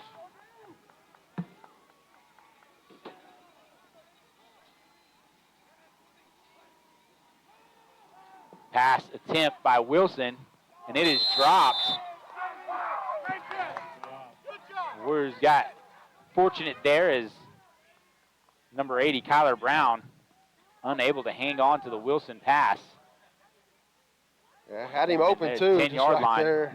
Just trying to get to the sticks, hit him quick. Was not able to come down with it. They're going to probably try a field goal right here if I had to guess. They haven't missed one tonight. And he was practicing from the 25, or excuse me, a 35-yard field goal was Crooks and during halftime, and the same direction. Wilson takes a snap, and high end-over-end kick sails through the uprights and gives the Saints an 11-6 lead. We're going to jump over to the second round game in Class B. The Eureka Eagles, coached by Joe Allen, with a record this year of 7-3, beating Southwest Covenant last week 42-24. The Eagles will be taking on the number 1 ranked OBA Trojans. They are coached by Chris Kayat with a record this year of 10-0, beating Balco Forgan last week 64-22. The winner of this game will play the winner of Pioneer and Dewar. That score at halftime was 32-16. Trojans, that'll make it 36-0 for the Trojans. Nice job there. Play action from the Trojans. They fake the handoff. And that includes possibly getting some of those slant routes, seam routes going for these wideouts. Mars under center, and it is play action to Wood, but is red, and Mars is swallowed up by the interior of that defense, losing about 2 yards on the play. 3rd and 9 coming up, so here we go. Yeah, I was going to say Josh Mars was a little slow getting up there. Salute. But Mars a little slow again, a little slow, but I mean he had to peel off about 3. There was 3 black defense- jerseys on top of him. Yeah, that's going to take it, and none of them were defensive backs. I No, mean, they were the 3 of the 4 down linemen, and they were taking their sweet time getting off of him. 3rd and 7. Here we go. Wood in the backfield, singles on either side. Play action to Wood. Mars keeps it, falls forward. Very close to the first down. Going to depend on the spot. It looks like he's going to be about a yard short. So this can bring up 4th and 1. And here we go. Decision time No coming decision. up. No decision. You're down by 21. You're at the 32-yard line, the 33-yard line. You need 1.5, maybe 1 football length yard. Go for the first down. Get it. put some momentum in your sails. Biggest fourth down, and it is a quarterback keeper, falls forward, and one of the biggest pushes of the season for Josh Mars as they are clinging to life here. They need some scores and they need some stops, so a big fourth down converted for Piedmont. Yeah, that was a no-brainer. That was Josh Mars probably in the huddle or looked over and said, I got this. Just call my number. I'm going to dive forward. Let's just get this first down. Let's get back on schedule, and let's get some plays going here. The inside of this run game is not open right now. First and 10, ball at the 30. Handoff is to Wood, who then sneaks past. There's a late flag coming in from deep center field. From about the 3-point arc on that one, I think. I mean, granted, great throw. Great throw from, about 15 yards out. Good trajectory, good landing for that referee right there. Let's see what this call is here coming from the white hat guy. Personal foul, face mask against McAllister. They called that from way back. Hey, listen, I'll take it. I mean, I guess if you see the head kind of go from one direction to the other direction and then all of a sudden that guy go downwards, I mean, it's pretty easy to see when you got a good vantage point. But at the same time, he was 20 yards away and saw that. So I'll take it. Don't worry. I'll take that call. I mean, those are fantastic. So yeah, for sure. So puts them in the red zone. First and 10 now, ball at the 14-yard line after the penalty. Big series here, as we've been saying. Handoff to Wood, testing the left side, getting through, dives for the end zone. Going to be called down right at the 1-yard line. Gain of 13 on the play. Cannon Wood on its best run of the evening. Yeah, Cannon Wood has been running with a little bit more swagger this drive. Starting the third quarter on this drive, and I have a feeling it's just going to be another handoff to Wood, probably to the, let's say, right side this time. Why not? Here we go. Left side for Wood. Cannon, he dives for the end zone, and he makes it. Cannon Wood, touchdown. Life Springs eternal for Piedmont as they get the draw first blood of the second half. And that's a big-time touchdown right there. That's a mood setter for the second half where they're able to come down and go, we marched down the field. We exposed our will and everything that we wanted to on this drive. We had a pass play and we had some big-time runs. And so that was them just flexing their offensive power to nothing crazy. I mean, there was nothing. We're going to switch over to the 3A matchup in the state quarterfinals between the Kingfisher Yellow Jackets, coached by Jeff Myers, versus the Lincoln Christian Bulldogs, who are ranked 2 in Class 3A, coached by Jerry Rickey. The Yellow Jackets have a record this year of 7-3. The Bulldogs have a record this year of 11-1. That score at halftime is 34-0 with the Bulldogs in the lead. The winner of this game will play the winner of Metro Christian and Cassia Hall. Currently, Metro Christian is in the lead. That score at halftime being 35-6. As it may.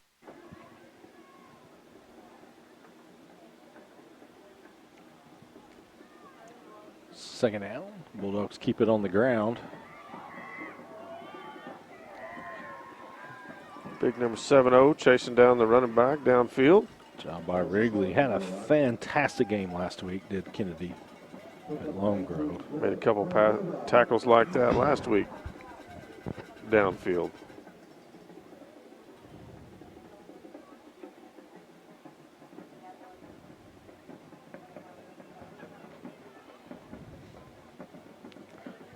Quarterback keeper.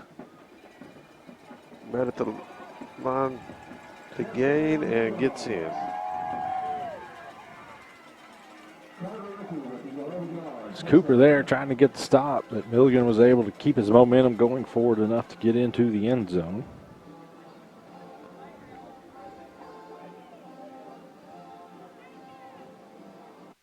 We're going to jump over to our game of the week in the second round game in Class A between the number 7 ranked CHA Crusaders, coached by Joel Franks, versus the number 4 ranked Fairview Yellow Jackets, coached by Robert Bernard. That score at halftime is 36-7 with Fairview in the lead. The winner of this game will play the winner of Stroud versus Commerce in the state quarterfinals. That score at halftime was 20-13 with Stroud in the lead. Their run game is so much predetermined by where number 33 is, and he does such a good job in run blocking. That's who they run behind, but Fairview's just put Houck wherever 33 goes, so you're just kind of in order for you to have success, you just have to block the best kid on Fairview's defense. Your best guy against my best guy. Right. And Fairview's best guy is better right now.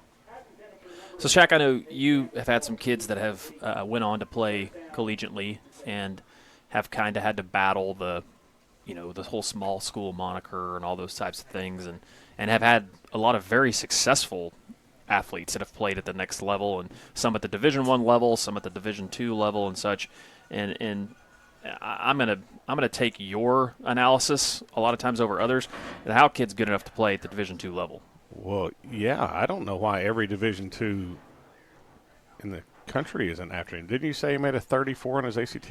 I don't know about a 34, but it wouldn't surprise me if he wasn't around a 30, because most kids great play by number 2.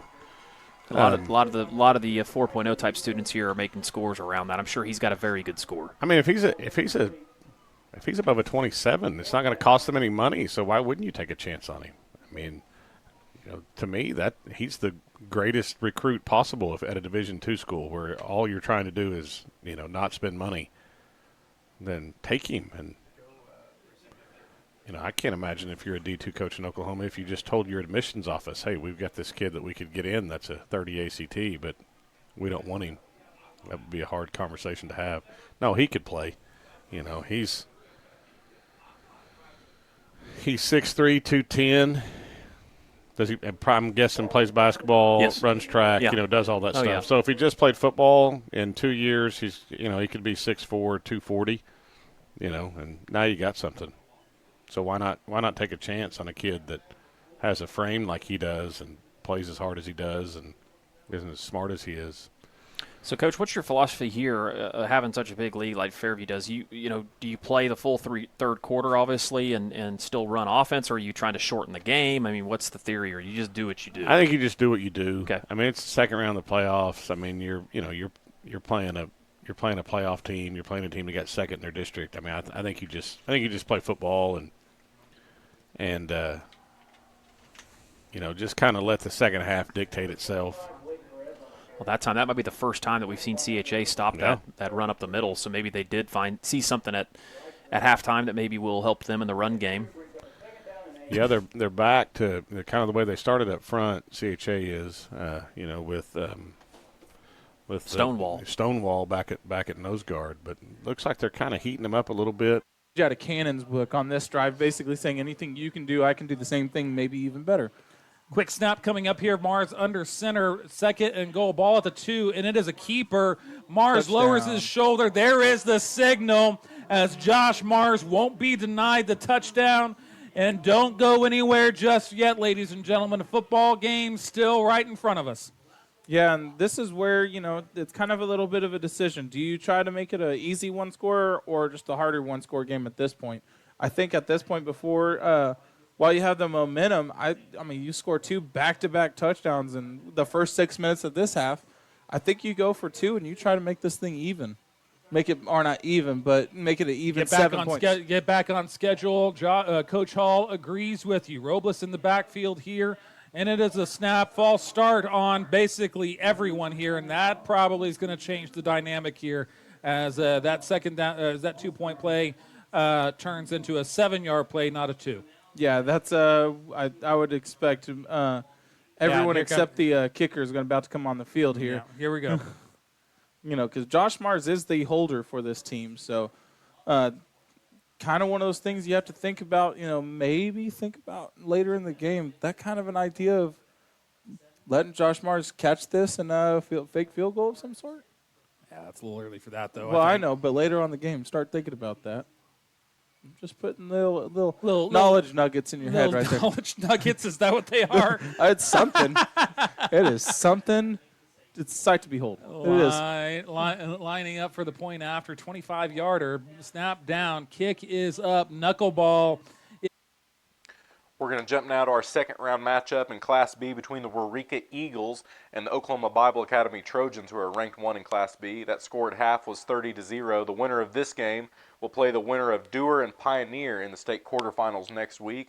That score at halftime was Dewar 32, Pioneer 16. Gets it into the end zone. And with those 6 points, that makes it 44-0. Now we have a coaching decision for Coach Kayotte. Do you go for 2 here and risk not making it and continuing play, or do you kick the extra point Get the 1 point you need for the 45. We'll see what Coach Kayod and the coaching staff. Looks like they're going to kick this one and go for 1 point here and get the 45-point lead. Harry Nunez, reliable kicker for the Trojans. Judd Cheatham is the holder. So they'll go for 1 and try and end this thing with 2:16 to go in the third period. Nunez marks he's ready. Judd Cheatham takes a snap. He gets it down. The kick is up, and it is good. Trojans win 45-0 in the third quarter. The OBA Trojans over the Waurika Eagles 45-0. That's an impressive showing from the top-ranked Trojans here in the second round of the playoffs. Waurika, a formidable opponent, coming off a big win over Southwest Covenant, but the Trojans up to the task tonight, 45-0. They set the tone early, really, tonight. Opening kickoff goes. We're going to switch over to our second round matchup in Class 2A between the OCS Saints and the Washington Warriors. The Warriors are ranked 1 in Class 2A. The winner of this game will play the winner of Beggs and Idabel in the state quarterfinals next week. That score at halftime between Beggs and Idabel is Idabel 12, Beggs 6. Down there is the offensive lineman trying to help his running back gain more yards, a couple more yards on that play. Bring up second down and 7 as the clock ticks under 20 seconds in the third quarter. Guys, they're going to stay with this run game here, but 6 and 3 has been pretty silent tonight. Don't forget about those guys. Might hit them for something short over the middle right here. Cantrell trying to get him to jump off sides, maybe try to get a free 5 yards before this quarter ends, and it looks like that's what the coaches decide. We'll get to the fourth quarter when we come back, but the Warriors come back on top, 12-11. You're watching Warrior football on WashingtonWarriors.tv. Oklahoma Career Tech's been serving up skills to doers just like you for over 100 years. But this ain't your great Grammys and Pop Tech school. Oklahoma's favorite place to learn new skills keeps learning new tricks. We're going to switch over to our second round matchup in Class 2A between the CCS Royals, coached by Matt McIntosh, versus the number 8 ranked 2A Jones Longhorns, coached by Kevin Witt. The winner of this game will play the winner of Vian and Kiefer in the state quarterfinals next week. The score of that game was 6-6 at halftime.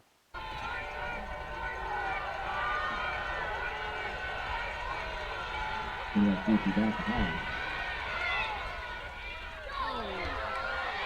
that pass is going to be intercepted by number 5, Jackson Hudson.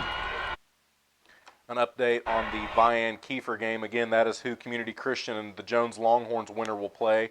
That score now in the third quarter is Kiefer 14, Vian 12.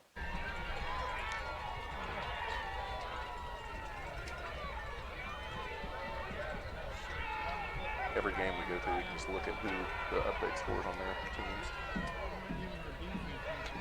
Regent Prep was still 41-14 in the third. Those are not.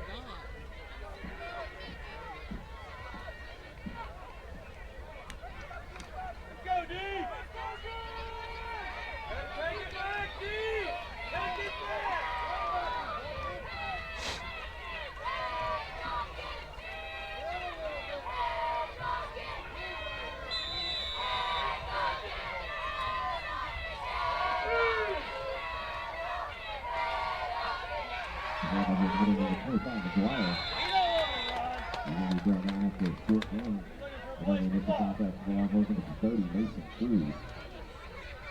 Light him up! Let's go!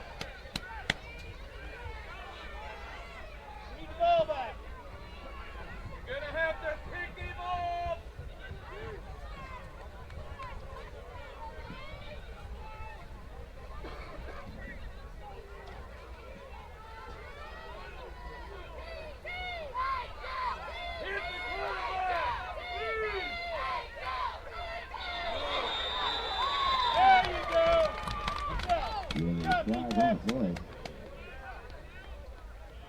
Going to be a red ball false start against Community Christian. With a 5-yard penalty.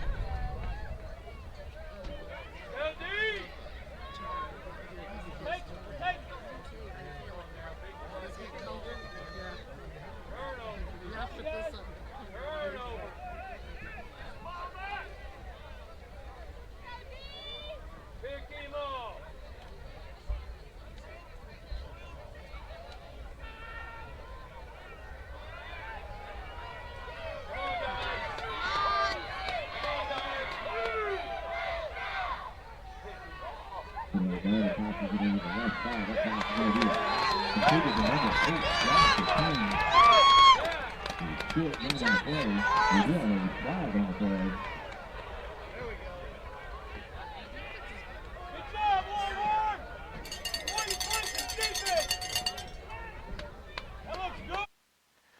We're going to switch over to the 5A state quarterfinals matchup between the Piedmont Wildcats, coached by Jeff Hall, and the ranked 7 McAllister Buffaloes, coached by Forrest Mazey.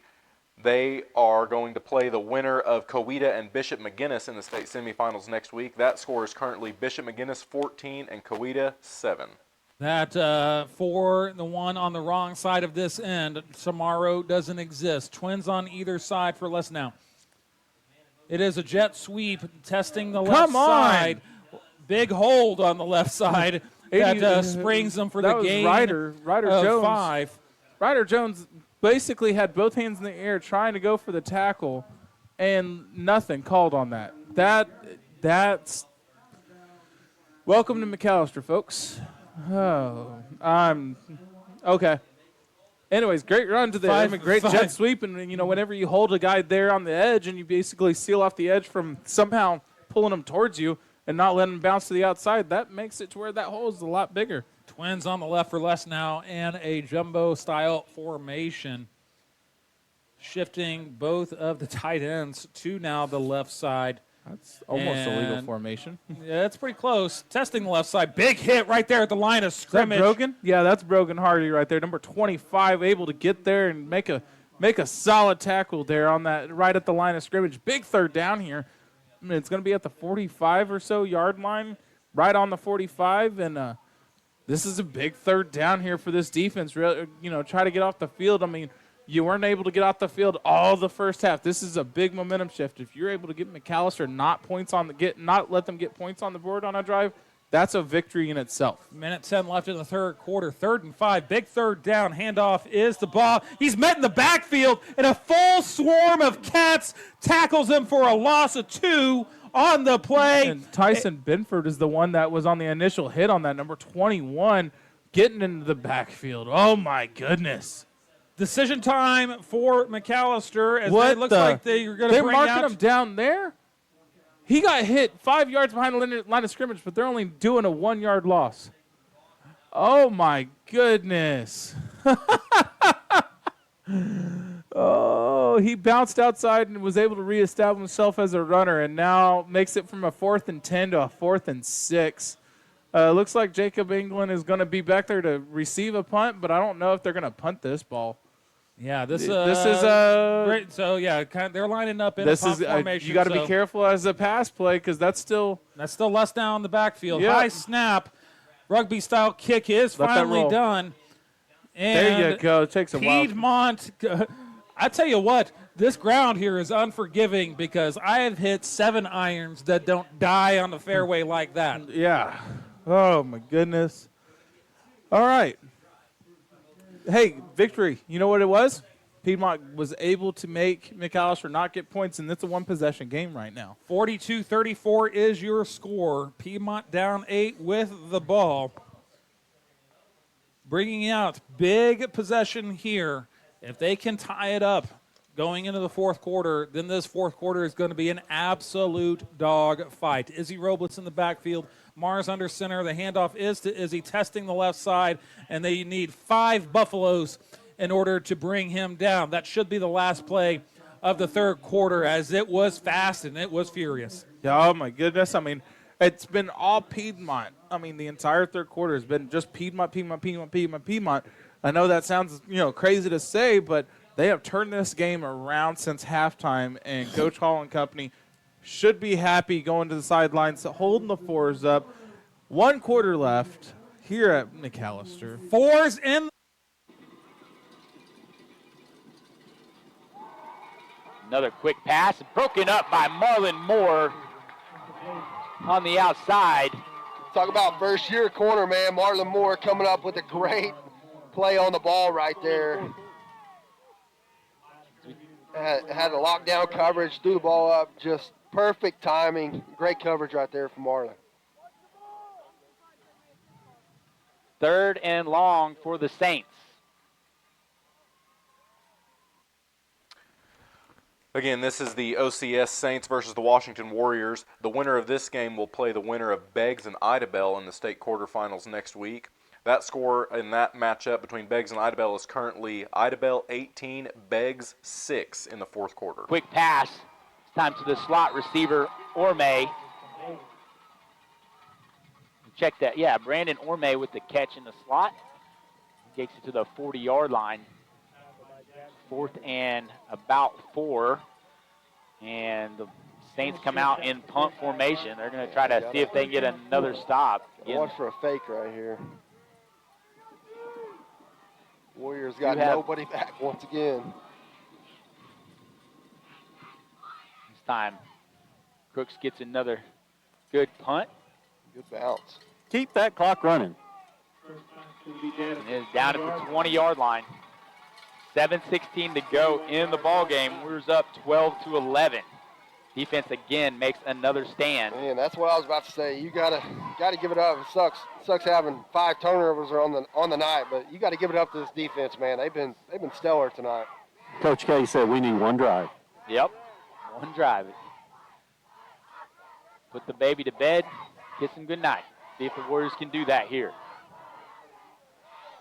You guys know OCS had to burn that one timeout early, right at the start of the third quarter, so that might come back to haunt them here, coming down the stretch. Norman in motion. They're running the option with Cantrell and Norman. Norman cuts it back towards the middle of the field before being tackled by Devin Fisher. Tried to minimize the loss. Second down, just the past 10-yard line. I was about to say, just barely got it back to the line of scrimmage right there. Warriors definitely going to slow it down a little bit. They wanted to try to run a pass play. They could, but you got to know they're trying to eat this clock. Time they're running the option to this side to Cole Scott. He's going to try to make a guy miss, not able to. Rothwell and Adcock able to push him out of bounds in the sideline. A couple yards on that play. 3rd and 8 for the Warriors. Clock is now stopped with 6:31 left in the ball game.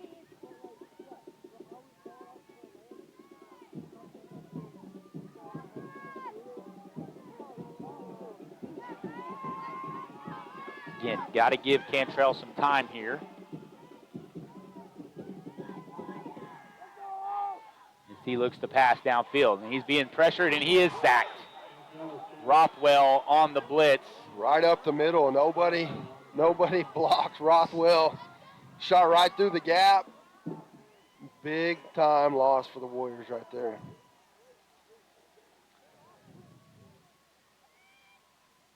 This is one of them.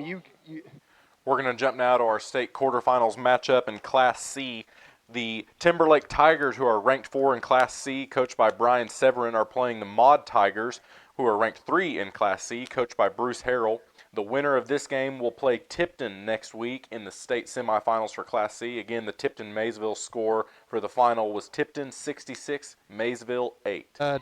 He's hit, but able to make that guy miss and takes it across for a first down. He's still moving, still on his feet, all the way down inside the 10-yard line. So head blockers, Janice Sands, Maverick Judd, all the way down the 10-yard line, driving their guys. So really good blocking there. They'd have a guy free right off the bat that just about made the tackle in the backfield, but second, third, and fourth effort by Merritt Judd. He's able to get all the way down to the 10-yard line to bring up 1st and goal from the 10. This time they're going to go shotgun. Judd will take the direct snap. Got both seniors out ahead of him on the lead block. Finds a little lane. Pushes down inside the 5-yard line. Good gain on 1st down there by Merritt. Good blocking up front. Clock continues to tick. By the time they snap this next one, they'll have taken 5 minutes off the clock and still up by 6. With a good chance to punch it in right here. It's going to be 2nd down and goal from about the 3-yard line.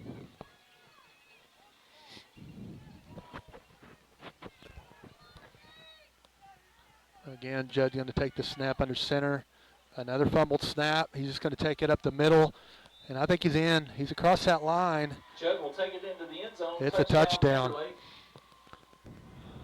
for whatever reason, we're having some trouble with that center quarterback exchange. It's cold. We haven't experienced this very much, but actually had some decent luck with it last week, even though we had some wet conditions. But for whatever reason today, we're having trouble with that. But nevertheless, that's a Timberlake touchdown. No complaints here. That's going to put them up by 12. Big 2-point conversion here could put them up by 14. Looks like we're going to see the swing and gate formation again.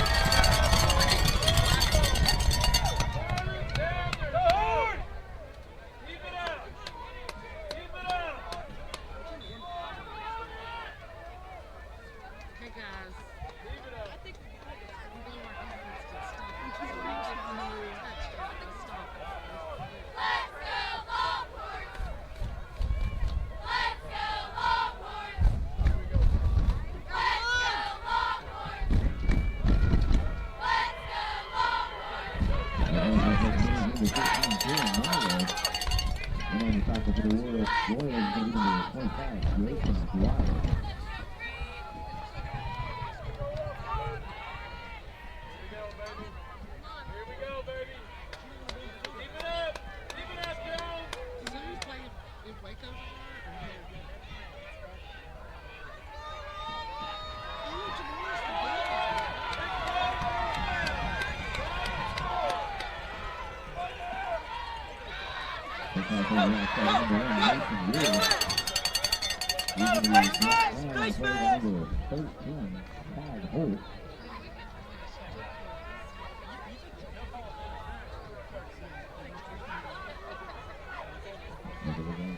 Third down, 4 for the Longhorns.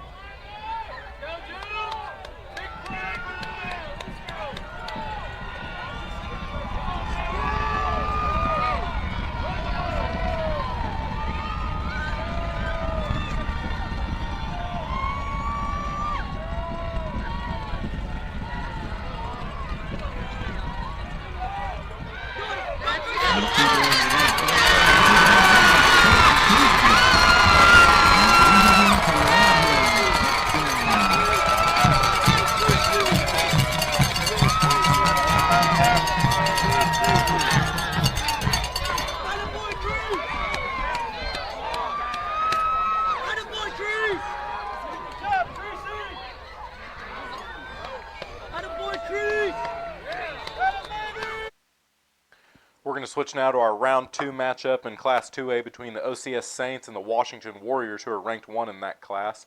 The winner of this game will play Beggs and Idabel. That score in the fourth quarter is currently Idabel 24, Beggs 12. He's going to give him the first down. Ball is at the 47-yard line of Washington. 2:55 to go and counting. Saints are taking their time to get to the line of scrimmage. Howard came out right here. Milner subbed in. Howard's might have got a little stinger right there. Spread formation. Quick pass to Orme in the flats. And he slips and falls past the 45 down to near the 40. 42. The 41-yard line is where the officials will spot it. 6-yard gain on the play. 5-yard pickup. Second down, 5. Getting close to, obviously, this should be the last possession of the game, Kyle, and you got to wonder if the Saints were to score, if they'd go for 2 in the win. Oh, why? I don't know why you wouldn't. I don't know why you wouldn't. Hope the Warrior defense does what it's been doing all night.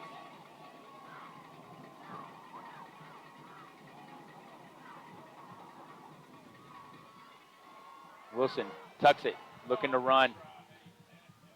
And picks up 2 or 3 yards on that play. Howard trotting back in there. Milner's, or not Milner, but Bergelin's going to come off. Trying to keep them fresh. Caleb Bruce trying to get the crowd into it. 1.5 minutes to go in the ball game.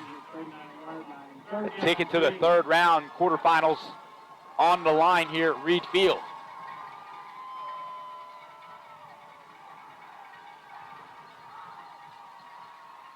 Out route is completed and out of bounds. Looks like Kyler Brown on that reception. They've done a pretty good job of that tonight.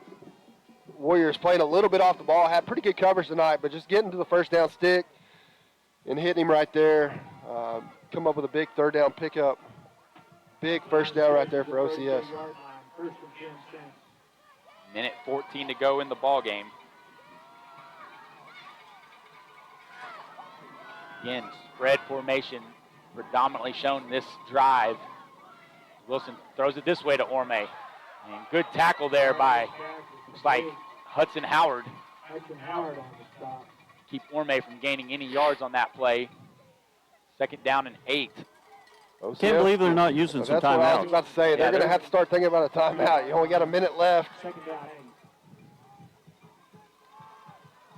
8. Ball is at the 32-yard line. They have to get a touchdown. Warrior fans are on their feet. Wilson looking left, throws left, and the pass is broken up by Marlon Moore. Good coverage there by the junior corner. Not sure if he's lost his footing out there or what happened, but he got tripped up a little bit. Good coverage by Marlin. Bring up 3rd and 9 here for OCS. 37 seconds to go. First time the Warriors had some adversity this late in the fourth quarter. Defense has done a great job all great time night. for a sack. Milner digging his feet into the ground, looking to get after Wilson here on this play. Wilson steps up, gets hit by Spalding as he throws, incomplete. Gonna like it right there. They've been getting the ball out quick all night. Had to buy a little bit more time, but Spalding coming up, hitting him as he throws. Big 3rd down stop right there. It's gonna be 4th and 9 here for the Saints. Probably their last possession of the game. Well, the quarterback ran to the sideline, so they're either going to call a timeout. They have 2 left. And get in, get something quick. 32 seconds to go in the ball game. Clock is stopped. And they'll probably call a timeout. The coach is looking over the play sheet, trying to find the right play. And the crowd here in Washington is getting wild as they call a timeout.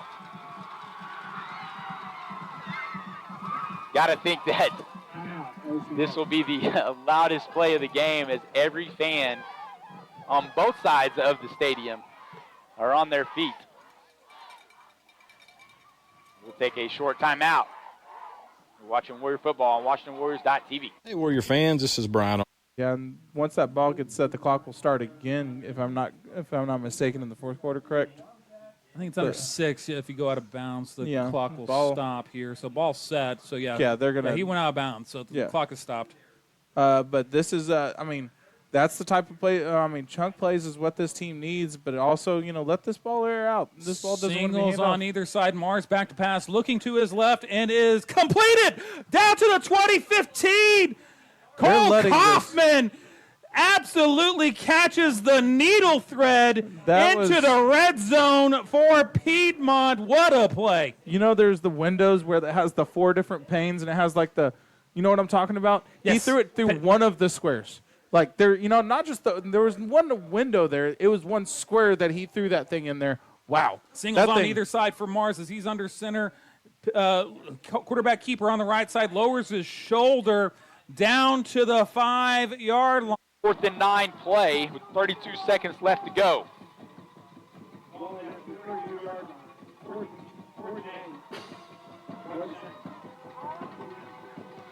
We'll watch a little trickery right here. They haven't set back there in the pocket. They got 5 wideouts right here. All on the right side, so definitely coming out with the new formation as they send. They're going to get another timeout. Yeah, Coach Beller called timeout. Good little gamesmanship there. Well, we don't need them, guys. Right. We don't need them. So see what they line up in, make them change the play. Because, in high school, you got a 4th down and 8. You've got your best play. Right. That you think you can get a 4th down and 8. And maybe it makes them have to use another timeout. Do you try to get the 8 guys, or are you trying to go get 6 here? What you could do if you could run a guy out at that 8-yard marker and then double move him. Hook and ladder. Double move that. Little varsity blues. You would think that your defense might be a little bit aggressive, trying to stop them from getting the first down and then send them deep. That would be a gutsy call, but they made it this far in this game. Come down to one play. I do not think, though, they'll have the time. I think Spalding and Milner will be able to get after the quarterback. They went 3 down linemen in the last couple of possessions or couple plays, and so they're playing some coverage. Yeah, that's what I'm saying. It's going to have to be something quick with trickery. Because when they set back in the pocket, then we've got to them every time tonight. The other thing you got to watch out for is, like you said, with some trickery, the Warriors defense has to stay home. They've been bit a couple times tonight on that misdirection, and so Tanner Olson and Marlon Moore on those edges will have to make sure that they don't get bit on that as they come out with 4 receivers. They bring Luke Gray back into the play. Wilson looking to throw over the middle, throwing deep, and it is incomplete. In coverage was Jackson Hendricks, and it is overthrown, intended for Kyler Howard. Or excuse me, Kyler Brown. And 29 seconds left with one timeout for OCS. As long as these snaps are good, the Warriors will be punching their ticket.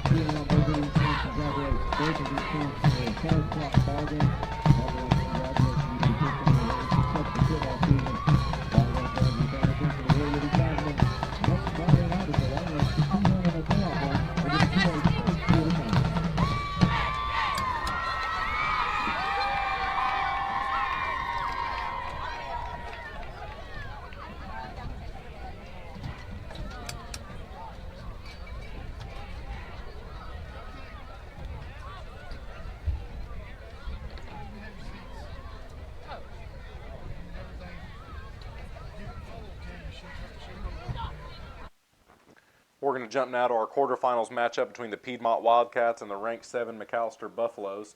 The winner of this game will play the winner of Coweta and Bishop McGuinness. The last score update we got from that game was 14-7 with Bishop McGuinness in the lead.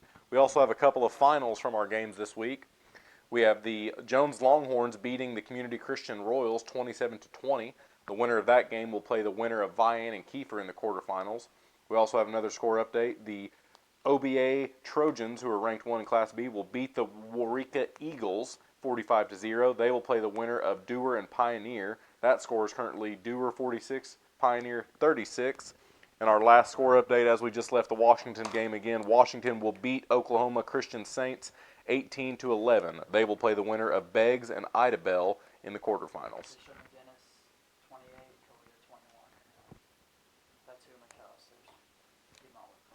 McAllister Piedmont would play Bishop McGuinness and Coweta. What was that score? 28-21, Bishop McGuinness in the lead. Zero scored. McAllister has the lead in the ball. 3rd and 4 coming up, and again, maybe the biggest third down in Piedmont season coming up right here. Yeah, this is basically that front four. You're going to have to contain, but as well as get good penetration into the backfield on this. But you don't want any runs to the outside. You only want runs to go north and south, no east-west style running. Wildcat formation coming out for McAllister as they line up. McAllister had in the timeout huddle the quarterback and some receivers, and so here we go. Oh. And it is a first down, 10-yard gain, needed 4, got 10. That might be the backbreaker, ladies and gentlemen. Yeah, we do have a McAllister player down. Can't tell who it is, but it looks like number 14. He 74. did, or 74. That's one of their linemen. Man, he took a hit to, like, I think he just got a little stinger right in the back, but there was a shoulder pad that went to his back. I don't know if it was his own. Sean Woods was the Buffalo, but looks like he's back up and back on the line here. Yeah, he's he's their center. Yeah. Twins on either side for less now. They're just looking to run the clock, and it is right up the middle. And that backbreaker, here we go, 15, 10 to the 5, right down there at the 5-yard line. That's a. Got another final score update. The Kingfisher Yellow Jackets and the Lincoln Christian Bulldogs. The Lincoln Christian Bulldogs, who are ranked 2 in Class 3A, will beat the Yellow Jackets. That score is 48-12 in the quarterfinals game. The winner of that game, which is Lincoln Christian, will play the winner of Metro Christian and Cassia Hall in the semifinals next week.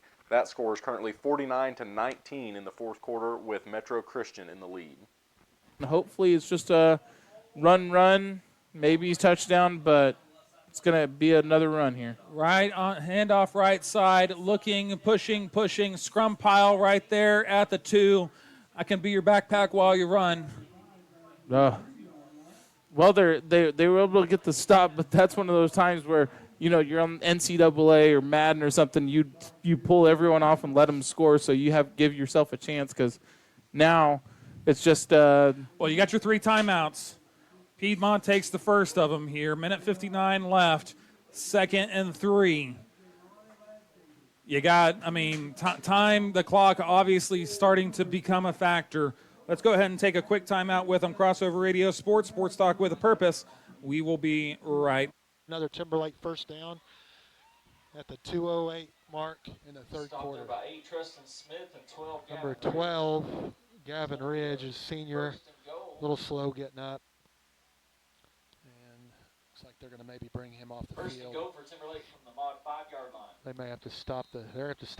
He can't get off under his own power. So coaching staff's going to go out and help. Look like number 21, Bo Willis, a freshman, going to come in to replace the senior. Timeout on the field for an injured player.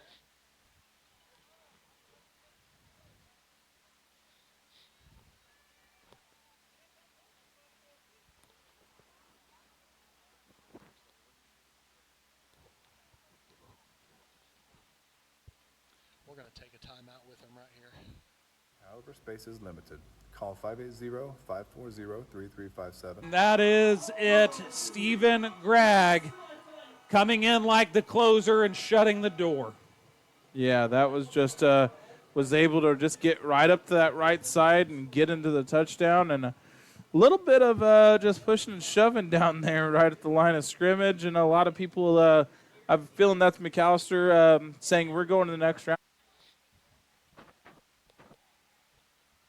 Same shotgun formation here with all 3 seniors side by side. Clock is running down under the 2-minute mark. Another handoff to Sands this time. Penetration. Number 3. Number 3 is a safety, and they moved him up to the line. With Sauna, he was able to get through untouched and make the tackle in the backfield. So one good thing about that is we do have it set up. Got another player limping off the field here. That's going to be number 51, Jake Crawford, another senior. That may set up a situation where we can fake that handoff at some point. But under center, Judd, another tackle there by number 3. They moved him up to like a defensive tackle almost. And he's gets through clean. 2 plays in a row and able to make that tackle for a short gain. 3rd down and goal now, as the clock's going to tick under the 1-minute mark. Judd got all he could out of that, which wasn't much.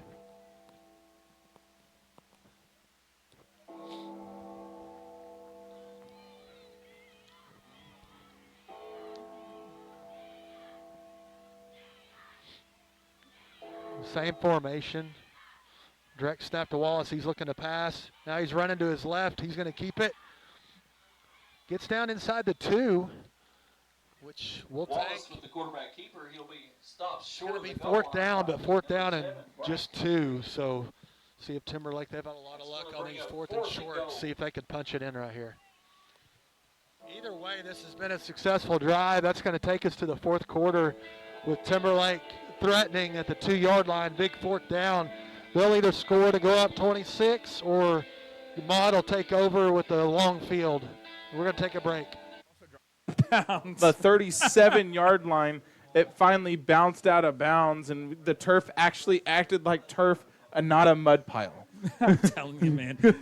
This turf has been finicky. I mean, we've seen a couple guys slip on the turf when we've seen some weird bounces, and we've seen some weird things here in McAllister, but Piedmont's got the ball with about 1:50 left, 2 timeouts. They got to have a lot of desperation time for Piedmont. Twins to the right for Mars. I formation, and it is a pitch to Lucian. That's been a successful play. Gandifton still running. Finds some room on the outside. Pushed out of bounds. Looks like he's about to run a 200-meter now on the track. Gain of about 20 on the play.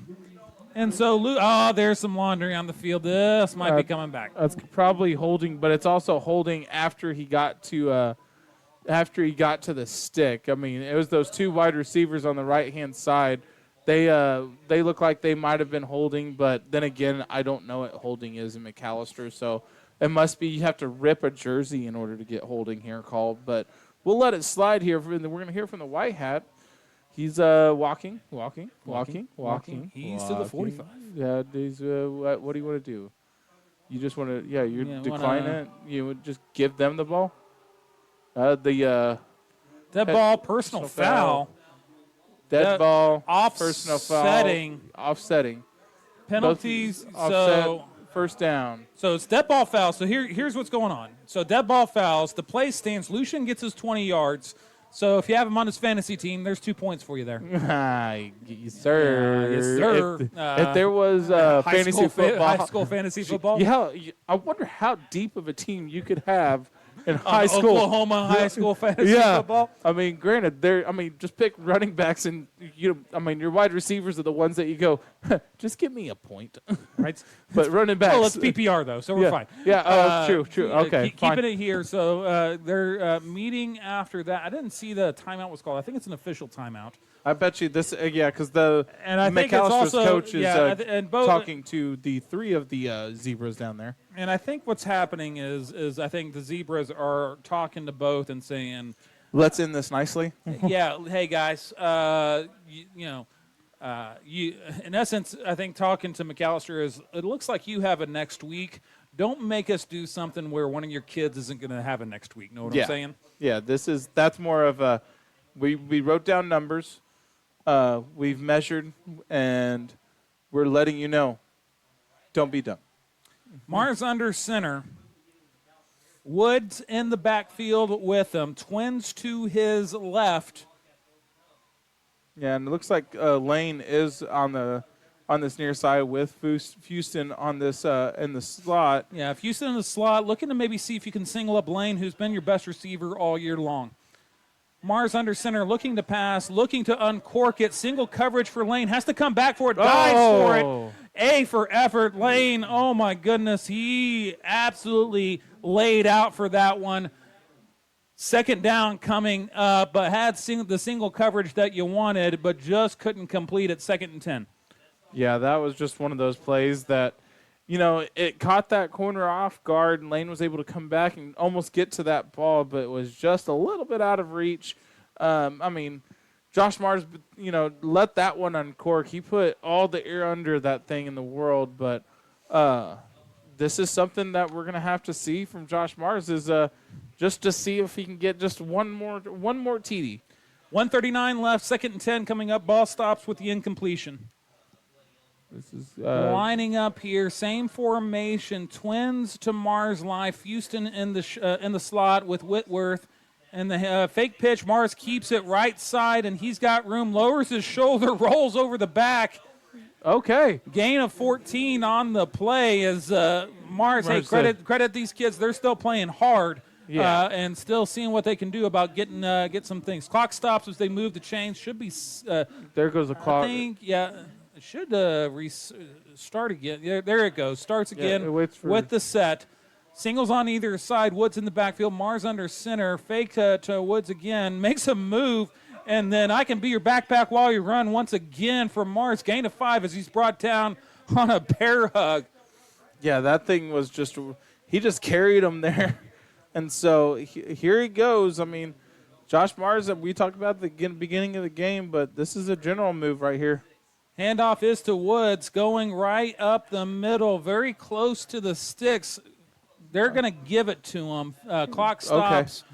Yeah, here we go. So clock stops and reset. Clock starts again. Timeout, though, Piedmont, as they stop it here. We're going to go ahead and take this break with them. Crossover Radio Sports, Piedmont Wildcat Football. Little bit left to be decided here. We'll be right back. Blocks develop in front of him and weave through. Timberlake's playing a little softer with that big lead. We're okay with letting them get 4 yards if that clock's going to run. It's now under the 11.5-minute mark. Also short on timeouts with Maud. They've used their first one of the half early, so they've just got 2 chances to stop the clock. So shotgun snap, going to throw it out there to their playmaker. Makes a man miss. Judd Wallace able to get him after a short gain. That was out there to number 7, Braxton Street. That'll make it 3rd down and 5, a long 5. Now they're Short of the first down, 3rd and 2. 58 seconds left. Mars under center. Ball is right at the 22. Woods in the backfield. Twins to his left with Houston and Whitworth to his left. Kaufman up top, single high. Handoff is to, fake to Wood, and it is, looks like it's to Anglin. Yeah, that if it's Anglin, that's the first run we've called from him tonight. Yeah, that's Jacob Anglin. Yeah. Motor gets the first down there. Clock stops with the chain reset. And he also went out of bounds, right? Yeah, it looks like he did go out of bounds. So here we go. Mars under center. Singles on either side. Pitch is to Lucian. Just lowers his head. Lowers his shoulder, his head for a gain of 3.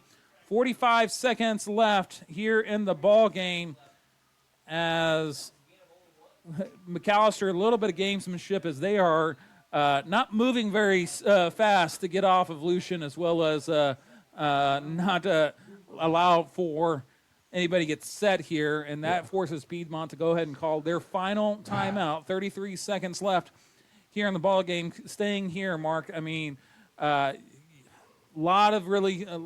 We're talking, immaculate reception on the Music City Miracle on the West Side Story on the Des Cottet, kind of things have to happen for Piedmont to get on to get here. Yeah, this is a frustrating game, I would think, for Piedmont. They had a chance. They got it down to one score, making it whenever it was 34-42. They had a chance at this game. It's just that this game has turned into it just fell out of hands here in the fourth quarter. They had a great third quarter, but this fourth quarter just did not go their way. 2nd and 8. Here we go. Mars back to pass, looking for a man, and throws it up, and that is intercepted. Go to the ground.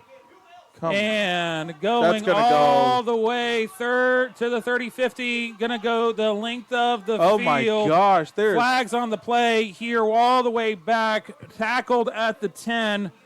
We have – so there were some extracurriculars there over here at the 20, as it looks like 2 Buffaloes and 2 Wildcats were discussing the finer points of the Star Wars sequels. I mean – Revenge of the Sith is still one of the good ones. Not prequels, sequels. Sequels? Yeah, no. That's prequels, sure. Yeah, The Last Jedi was also Ray good. And Finn. Yeah, the Last Jedi was good, but it's not really a sequel. It's a Star Wars story. Rogue One, still the best one. Don't want to care. I mean, we can argue all you want. You're disagree. Wrong. That was probably so. Here we go. Tackled at the 10. No pick 6 here as they run the length of the field. Refs discussing what's going on and the penalties. We're probably going to have some offsetting. It's all going to depend on who it is, and then all depend on how they're going to write it. More implications here for McAllister than obviously Piedmont, as McAllister has a tomorrow.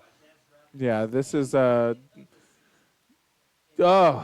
I mean, there is a lot of things happening right there. Josh Mars had a lot of heart to get down that sideline to try to get a tackle, and I thought he stepped out where Josh Mars pushed him out, but I guess it kept on going. And I went back and looked over. I was looking in the backfield, or that behind the play. There was a bunch of Piedmont players on the ground, but here we go with the white hat. It's going to tell us. So tell us what happened. So Personal foul, Piedmont. Then unsportsmanlike conduct, McAllister. So McAllister fans displeased with the idea that perhaps both sides had culpability here. Yeah, and this is going to be one of those things. They're going to get the ball really good field position. Yeah, I mean, this should be a knee. It should be a knee. I would hope it's a knee. Yeah, it's got to be a knee. If it's not a knee, then we're going to spend the next 10 minutes discussing the finer points of points of not it being a knee. Yeah. Yeah, they're lining up. 7 there. That's who is that when we bring up the roster? Is that Blaze? No, Blaze was 20. Buzz. Yeah, here we go.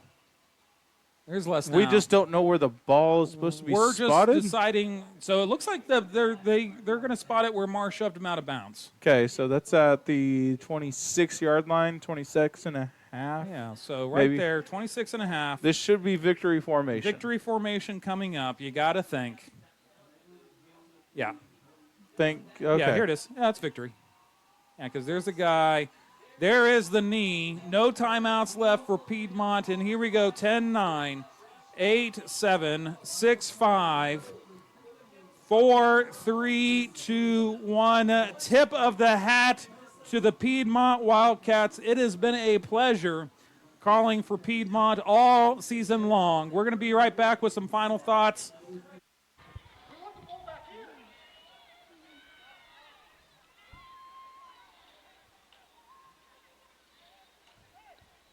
Discussing whether that's a loss of down or not. I think a legal man downfield. I don't think it is.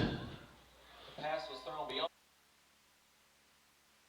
That was the Timberlake Tigers versus the Maud Tigers. Timberlake ranked 4, Maud ranked 3. The last score update on that was 50-24 with Timberlake in the lead. If you want to finish watching that game, go to timberlaketigers.tv, Squirtle.tv, or the Squirtle app. We're going to go ahead and break down the rest of the games that we had in the finals. In our game of the week, the CHA Crusaders and the Fairview Yellow Jackets. The Fairview Yellow Jackets and Coach Robert Bernard will advance to the quarterfinals, with that final being 46-14. They will play the winner of Stroud and Commerce, where Stroud is currently up 32-20 in the fourth quarter. Going down to our Class 3A quarterfinals matchup between the Kingfisher Yellow Jackets and the Lincoln Christian Bulldogs. The Bulldogs and Coach Jerry Rickey, who are ranked 2 in Class 3A, will win 48-12 in that final, and they will play Metro Christian next week in the semifinals, who won their game 49-19 against Cassia Hall. Going down to our second round game against the Oklahoma Christian Saints and the Washington Warriors. The Warriors, who are ranked 1 in Class 2A, and Coach Brad Beller will win 18-11. They will play Idabel next week in the state quarterfinals. Idabel won that game 12-24 against Beggs. In our Class C matchup, like we just said, Timberlake Tigers, Maud Tigers, that score is 50-24 in the fourth quarter. The winner of that game will play Tipton in the semifinals, who beat Maysville 66-8. In our 5A matchup that we just finished up there, the Piedmont Wildcats and the McAllister Buffaloes, who are ranked 7. The Buffaloes and Coach Forrest Mazie will win that game in the quarterfinals and advance to the semifinals with a score of 60-42 against Piedmont. They will play the winner of Coweta and Bishop McGuinness, where Bishop McGuinness is currently up 35-21 in the fourth quarter. Our 2A second round matchup between the CCS Royals and the Jones Longhorns. The ranked 8 Jones Longhorns and Coach Kevin Witt will win 27-20. They will play Kiefer next week in the state quarterfinals. Kiefer beating Vian 21-12. Our Class B matchup in the round 2 game, the Waurika Eagles and the OBA Trojans. The Trojans, who are ranked 1 and Coach Chris Kayott, will win 45-0 in the final. They will play the winner of Dewar and Pioneer in the state quarterfinals next week. That score is currently 68-44 with Dewar in the lead. 68-52 with Dewar still in the lead in the fourth quarter. Our last game that we covered, the Ringwood Red Devils and the Velma Elma Comets. The Red Devils and Coach Eric Bradley will beat Velma Elma in the second round of the playoffs. That score is 52-6, the final. They will play Regent Prep in the state quarterfinals next week with the score of 69-20 against Quinton. That'll do it for all the games for this week in the state playoffs. Have a happy Thanksgiving, and we will see you guys next week.